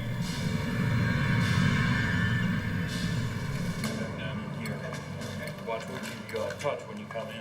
Inspector Bierce decided to visit the scene of the crime firsthand. When he arrived, the fire investigator pointed out burn patterns. There's no charring on the wood or anything, so it leads to believe that it didn't start here at the fireplace. Things did not add up. So this will be real important that we get this done. They noticed evidence of pour patterns near the body. Did we come in with a sniffer that night? This would indicate the presence of an accelerant. It was poured over the body. And perhaps the most telling sign, the body was discovered over 6 feet from the fireplace. I'm seeing it right here. Right. If the fire began in the fireplace, there should be burn marks that led to the body. There were none. The area directly surrounding the body was suspiciously intact. The investigator believed this was arson. He hoped those closest to Virginia could provide him with information as to how and why she died in the fire. talk to you He about asked something. Christine Lloyd, the victim's financial advisor and best friend, to meet him there. One thing from the other day when we She was talked house-sitting for Virginia. about how you were coming into the house. You said you came in through any irregularities. When in this Christine area? Lloyd arrived, she told Inspector Bierce she and Virginia were close friends, and she had been her financial advisor for about 10 years. Everything seemed normal.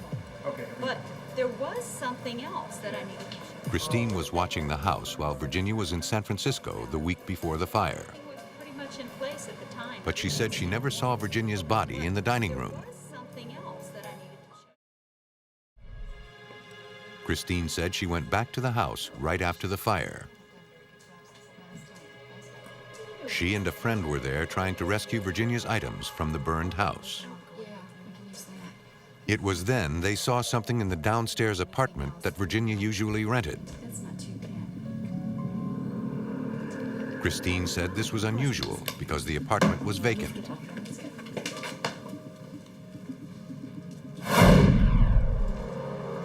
She showed Bierce what she had found in the downstairs rental unit.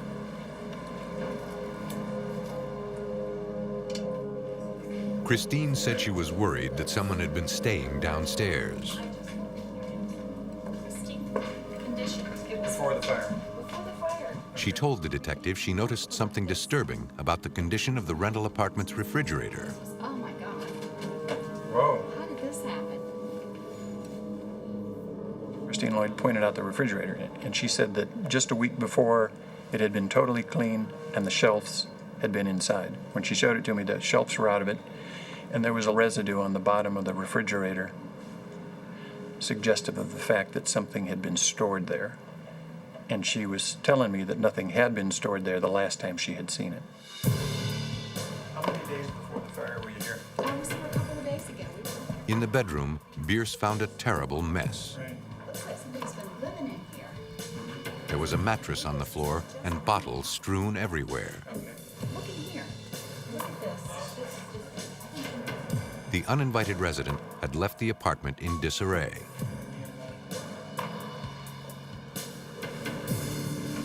The refrigerator contained what appeared to be a dark liquid residue that looked like blood.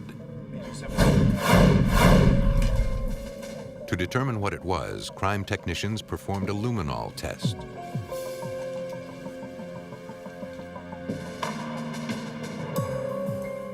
Also in the refrigerator, what appeared to be a small clump of hair riddled with maggots. Inspector Bierce had the technician remove the hair clump and take a swabbing of the red liquid. Swab that liquid. The samples were sent to the lab for further examination. But it was quickly determined that the substance wasn't blood and the hair did not belong to Virginia. And Bierce made another unusual discovery. The smoke detector for the downstairs unit had been unplugged.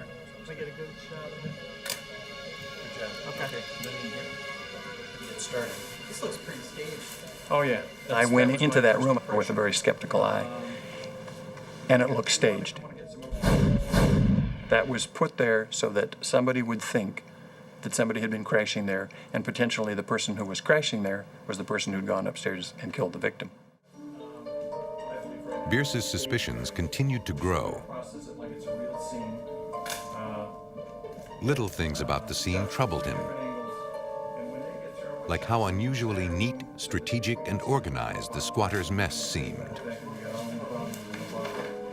That despite all the bottles strewn about, there were no bottle caps. There were also no fingerprints on the bottles. To him, the whole scene felt manufactured. Jeffrey Wells examined the hair found in the refrigerator for the presence of maggots. The maggots he found were alive.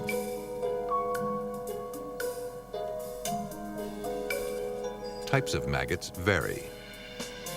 Those found in the downstairs refrigerator were scuttlefly maggots, different from the flesh fly maggots found on Virginia Bailey's body. The ones in the apartment were insects attracted to rotting food, as well as human remains. All this information troubled Inspector Bierce. But perhaps the most puzzling was the fact that Christine Lloyd said she hadn't seen Virginia's body. After all, she had been dead for at least 3 days. If the body was in the refrigerator, that would support Christine's story. But the science wasn't adding up. If the body was not hidden in the refrigerator, where had it been?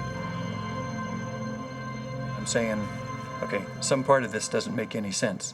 Either she's aware that the body is there and has played some role in the body being there, or somebody is coming in after the fact and planted the body there. It's not going to make a great deal of sense to me. Inspector Bierce was beginning to think Christine Lloyd knew more. Perhaps she could shed more light on Virginia's whereabouts before the fire started. He decided to look a little harder at Christine's story. Virginia Bailey was found dead in her Berkeley, California home, and the circumstances surrounding her death were suspicious. The presence of maggots on the body proved she had been dead for some time before the fire. And the story told by the victim's friend, Christine Lloyd, was not adding up. Come on in, Inspector. It looked as if Inspector Al Bierce was piecing together a murder. So how can I help you? Well, as we talked The about detective on the phone, met with her to ask her some follow-up questions. to find out what I can about her habits. She put herself in the house every single day. She put herself into the house as late as 14 hours before the fire.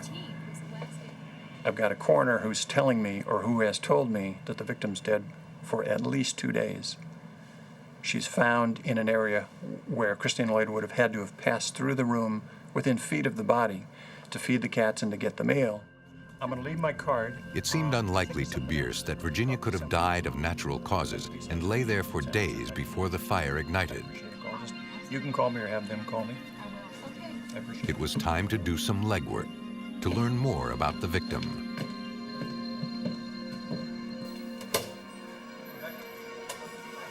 Bierce began questioning friends and business associates of Virginia's.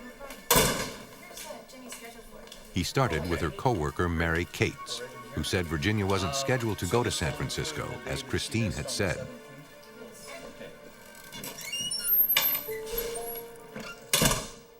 Mary also told Inspector Bierce that Virginia had been missing work lately.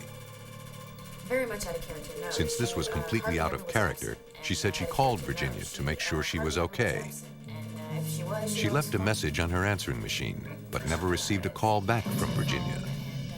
She informed me that... But said Christine Lloyd called her to tell her Virginia was out of town. I believe she was at school.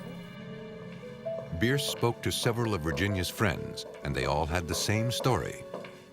When they would call Virginia, they'd get a call back from Christine Lloyd. Good. Since Bierce determined Virginia had many friends who were concerned about her whereabouts, he found it odd that no one had actually been able to reach her in the days prior to the fire. She had missed appointments on the 17th, 18th, and 19th? Yes, correct. One friend, Alicia Jackson, was so concerned she headed over to her house to make sure she was okay.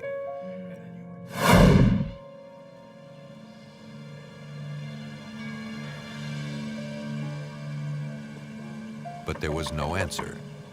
Only a note on the door saying she was in San Francisco. She thought this was odd, but left her own note, hoping to hear back from her missing friend. Bierce was puzzled. Hearing from anybody we can. Although all her friends were being helpful, no one offered anything that gave the investigation focus. Okay. Okay, thank you. Okay, thank you for coming.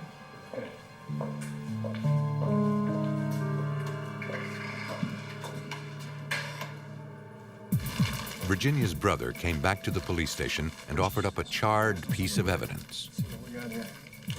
It was Virginia's answering machine, presumably full of messages from concerned friends. Fire damage to the cassette, pretty well warped. Inspector Bierce sent the tape to the DOJ crime lab in the hopes of salvaging the burned cassette. Not sure what was going to be able to get out. Perhaps the messages on the machine would lead to answers as to why every time someone tried to make contact with Virginia, they made contact with Christine Lloyd instead. Be in touch with what we get. Bierce ran a background check on Christine Lloyd. She came up clean, except for a minor traffic violation. Since Christine was Virginia's financial advisor, Inspector Bierce decided to get a warrant to examine the victim's financial records. Come on in. Okay. Have a seat. Bierce went to Virginia's bank for answers. Years of experience taught Bierce, study a victim's finances and you'll likely uncover a motive. Virginia's bank activity had reached a fever pitch in the weeks before her death. Large checks were written against Virginia's account, not only to Christine, but also to a woman named Myrtle Lloyd. About 50% of the proceeds of that account went to Christine Lloyd.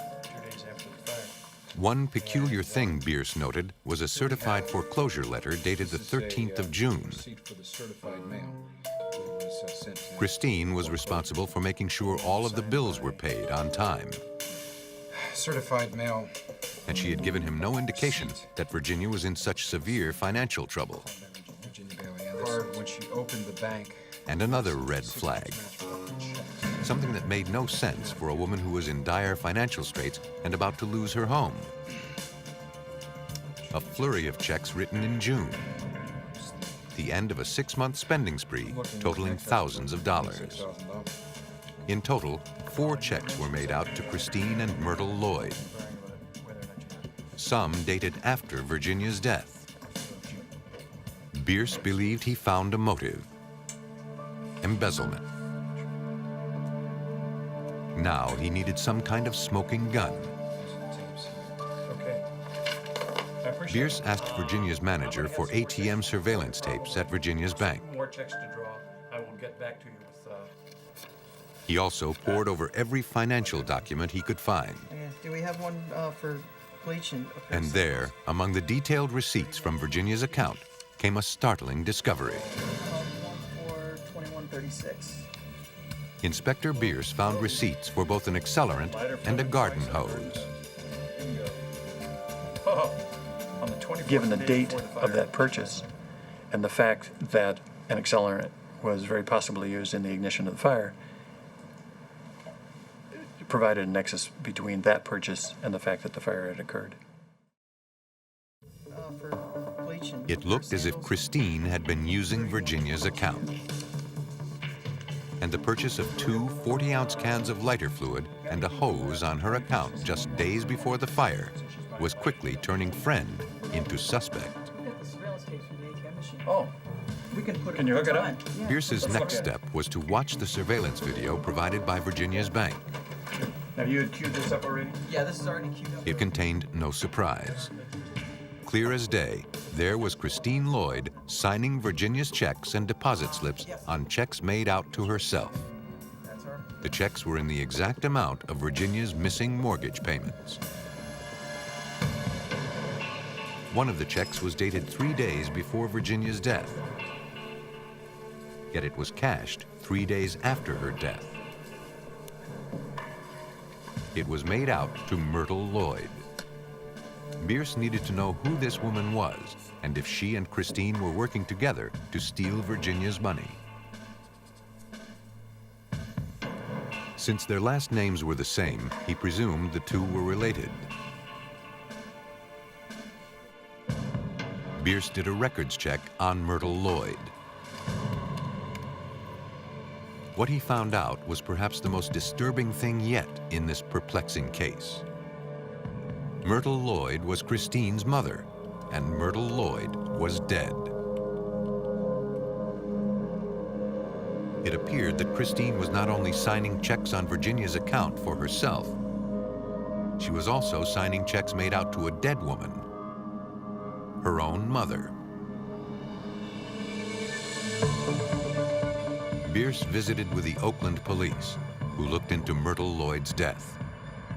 He wanted details.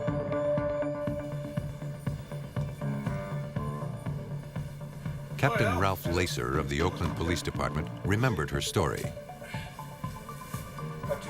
He told Bierce that Myrtle had been found dead in her bathtub with severe bruises to her face and lacerations to her head.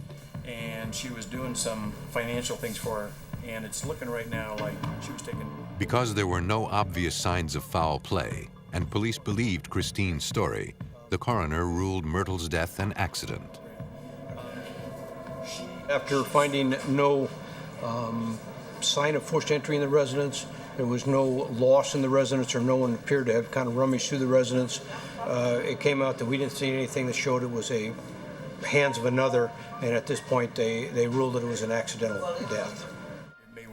Maybe would have come across as an accidental death, but knowing what I Then Bierce learned that Christine Lloyd had found her mother's body.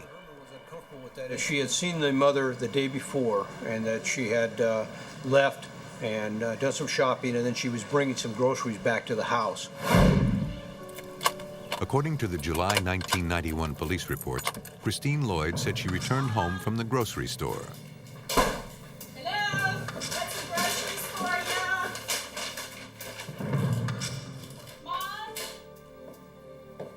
yeah? She was surprised when her mom was nowhere to be found.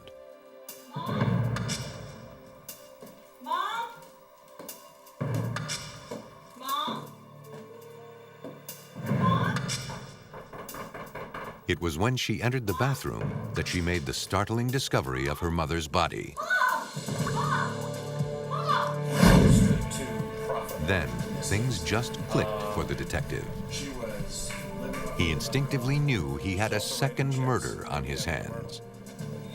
And he was determined to get the evidence necessary to prove it.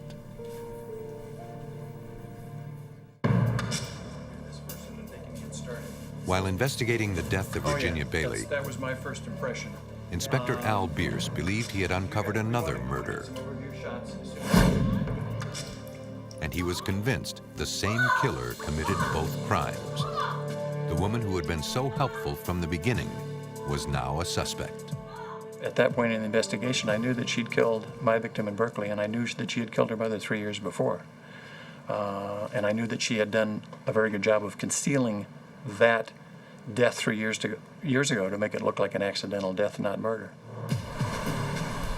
He was beginning to put it all together, but there were still some unanswered questions. Bierce went to the Oakland coroner's office to find out more. Dr. Paul Herman performed the autopsy on Myrtle Lloyd. When I walked in the bathroom, I would have expected to find a great deal of blood spattered about in the bathroom because of these injuries to the head. This was not what he thought he'd find. After all, the victim had severe head wounds. There should have been blood everywhere. But then Dr. Herman saw the smallest of clues. He also noticed more signs that the scene had been meticulously cleaned. This bathroom was clean. The water had been drained from the tub, and there was some debris from decomposition and probably blood at the bottom of the tub, but no spattering of blood around there at all. And that's what I would have expected to see. And expose the bone. But there are Myrtle Lloyd was killed by 7 separate lacerations to the back of her head. Christine explained that her mother was prone to seizures and said that she had fallen in the bathtub. And in addition, she had a laceration of her forehead. Bierce knew things were not adding up. And after visiting Oakland, his suspicions about Christine escalated. He believed the crime scene was too neat, almost in direct contrast to the scene in Berkeley. Yeah, they're on both sides, and some of but both appeared staged nonetheless. They're crosswise across the back of the head. To test their suspicions, investigators spoke with Myrtle Lloyd's doctors to determine if she had been ill or had any known conditions that would make her unsteady on her feet. Physical exams. What they found out would break the cold case wide open. Myrtle was in excellent health and had no history of seizures. By now, Detective Bierce was convinced of Christine Lloyd's guilt. He was ready to make an arrest. What he needed was a charge. At this point, there was not enough direct evidence to make a murder arrest. Since Christine had signed Virginia Bailey's name on checks, his best bet was forgery. He turned to handwriting expert Verl Truman, a forensic document examiner with the U.S. Postal Inspection Service, and asked him to look at the checks for fraud. Handwriting examination is basically a side-by-side comparison. The basis for the identification of handwriting is the fact that no two persons share the same combination of individual identifying handwriting characteristics. We look for various features and habits of the writer. We look for the way the person makes beginning strokes, ending strokes, or connecting strokes between letters and letter combinations. We look at things such as the relative height ratio and proportion of letters and in relation to other letters. He found subtle differences between their handwriting styles, which Truman said were patterns and traits that every individual develops over the years.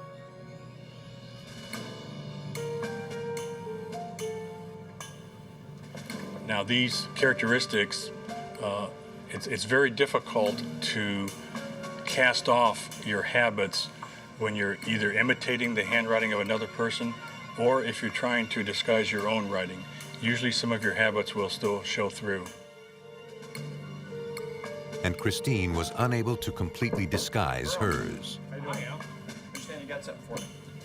But perhaps the most telling sign was not an actual letter or a word, Notice that she makes a star but a unique and personal signature symbol. This one, which I believe is Virginia Bailey used a star as a dollar sign in her writing, and she constructed that character beginning and ending at the lower left corner or 7 o'clock position. Christine Lloyd, on the other hand, did it completely opposite. She began it and started it at the lower right. That was a feature that she just happened to miss. Inspector Bierce now had proof of forgery, but what he needed was proof of murder.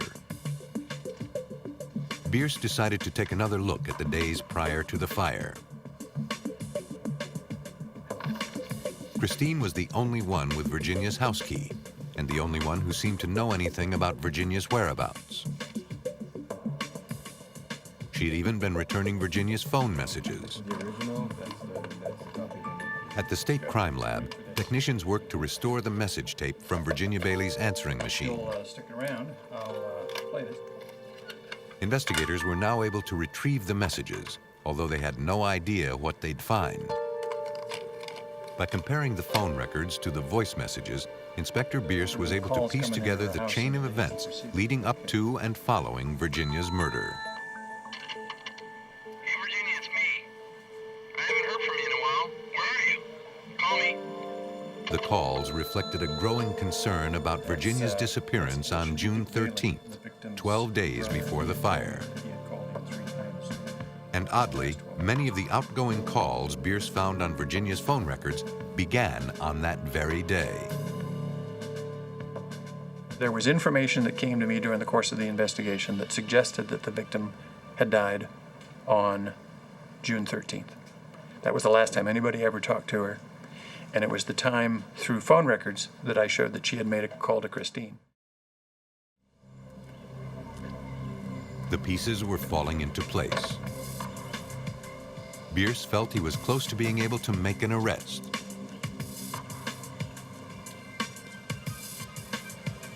He paid a visit to another one of Virginia's neighbors, Sam Watson.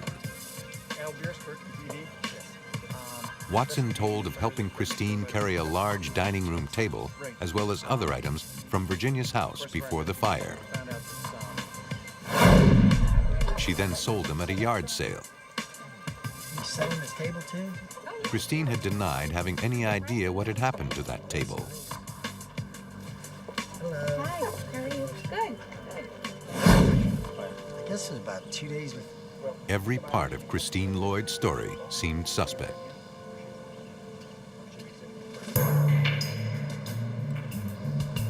Investigators believed she was in a frenzy of greed, intent on fully taking over her friend's assets through any means possible.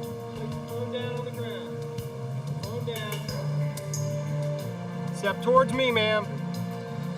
Step towards me. Keep walking. You stop. Turn around with your back towards me. Face the house. Face the house. In early December of 1994, Inspector Al Bierce arrested Christine Lloyd for murder and took her into custody. Take you to the car. We'll get you in the car. Do you have any weapons? Do you have knives, guns? Bierce was convinced that Christine Lloyd had masterminded 2 murders. That Christine? But he only had enough evidence to bring her in for the murder of Virginia Bailey. He believed she was motivated by money and greed. You have the right to remain silent. Anything And he wanted to see Christine Lloyd behind bars. You have the right to an attorney. To have that attorney Christine present Lloyd when you refused to call speak to police. for- if you can't afford it, She refused to take a polygraph test. charge. You understand those rights as I Instead, she asked for her attorney. She was processed into the system. Although Christine Lloyd was sticking to her guns regarding Virginia Bailey, when asked about her mother, she shook her head and told Bierce he was wrong. She said she was a loving daughter who doted on her mother and would never do anything to harm her. Apparently, Christine Lloyd was convincing.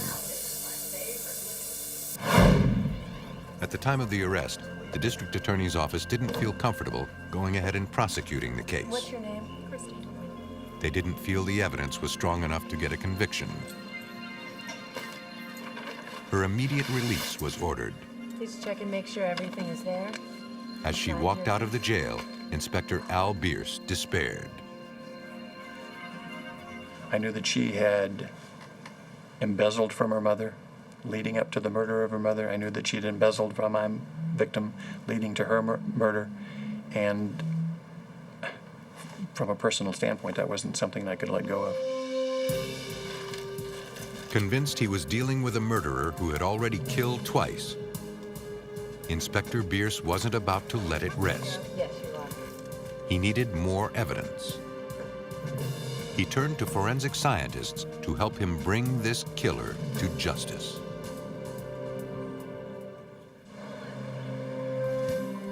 Berkeley County investigator Al Bierce pieced together a story of greed, lies, and murder. He was convinced Christine Lloyd killed both her best friend and her own mother. Now, despite nearly a year on the case, hundreds of hours of legwork and compelling evidence, Please check and make sure he was watching her go free. Yes, you are.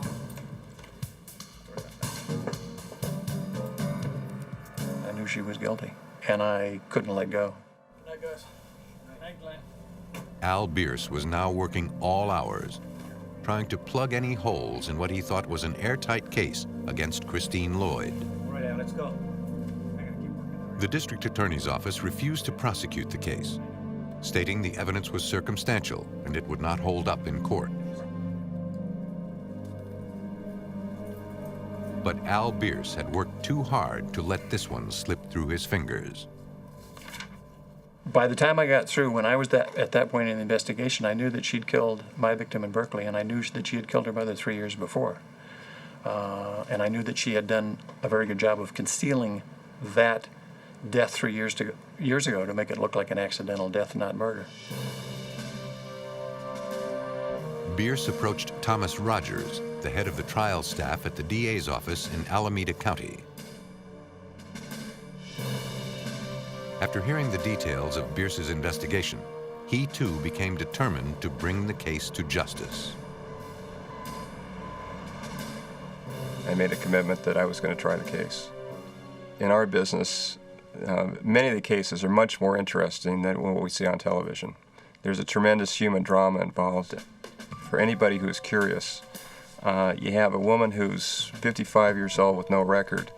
Why did she kill her best friend?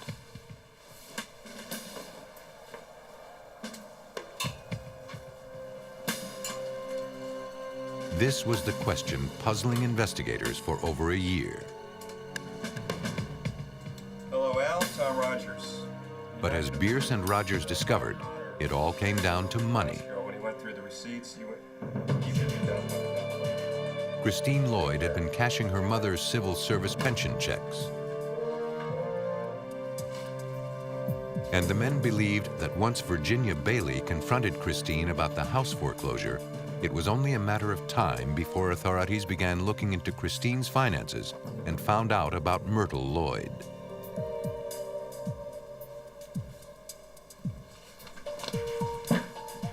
But despite all the circumstantial evidence, the clear motive of embezzlement, and the testimony of the handwriting analyst, it would be a tough case to try. There was no cause of death, no eyewitnesses, no smoking gun. D.A. Rogers decided to take one last look at the pile of evidence Inspector Bierce had uncovered. After weeks of combing through the findings, he was convinced.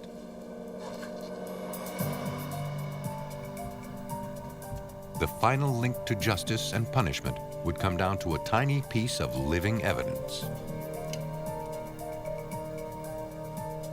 The most compelling evidence was the entomology evidence. If we did not have the entomology evidence, we never would have been able to prove the case. The fact that maggots will only feed on a dead body was the only piece of conclusive proof that Virginia was dead long before the fire. But it was the proof that made Rogers feel comfortable enough to try the case. And it was the one hole in Christine Lloyd's story which all the other lies would come rushing through. She placed herself in the house during the time of Virginia's death and the time of the fire. This would be the crux of the prosecutor's case. That Christine Lloyd had committed Virginia Bailey's murder and spent 2 weeks manufacturing an elaborate crime scene to cover her tracks.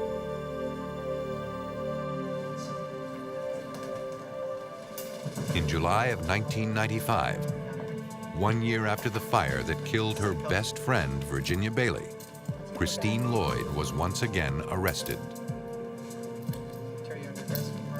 Are there any weapons? Right to remain silent. But this time, she was headed to trial. Once again, Lloyd refused to speak to the man who had made it his mission to put her behind bars.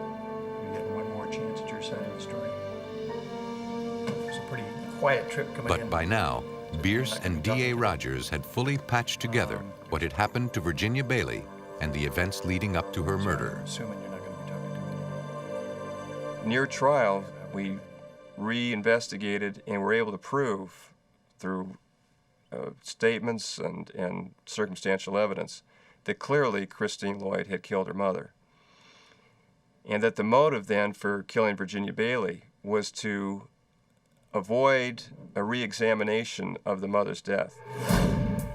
Virginia Bailey had no idea her dear friend Christine Lloyd had been embezzling from her. So when she came home on the afternoon of June 13th, 1994, to find a registered foreclosure note from her bank, Virginia was undoubtedly surprised and angry.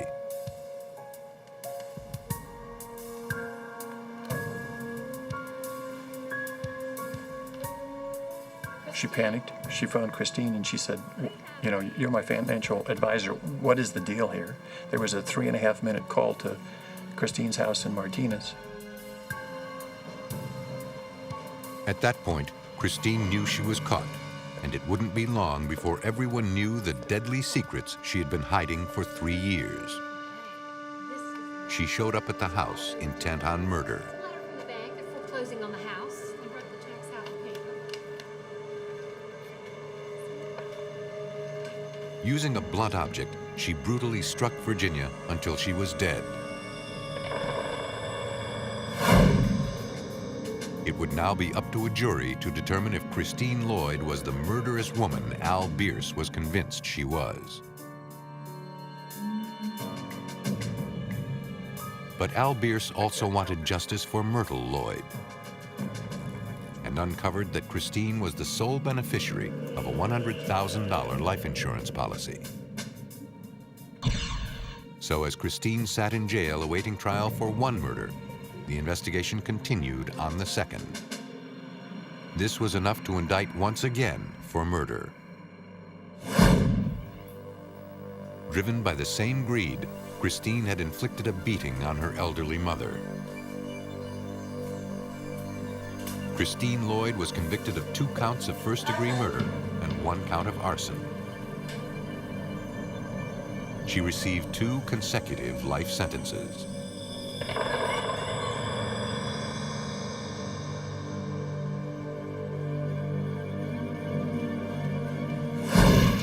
In planning, executing, and covering up their crimes, sometimes murderers think too much.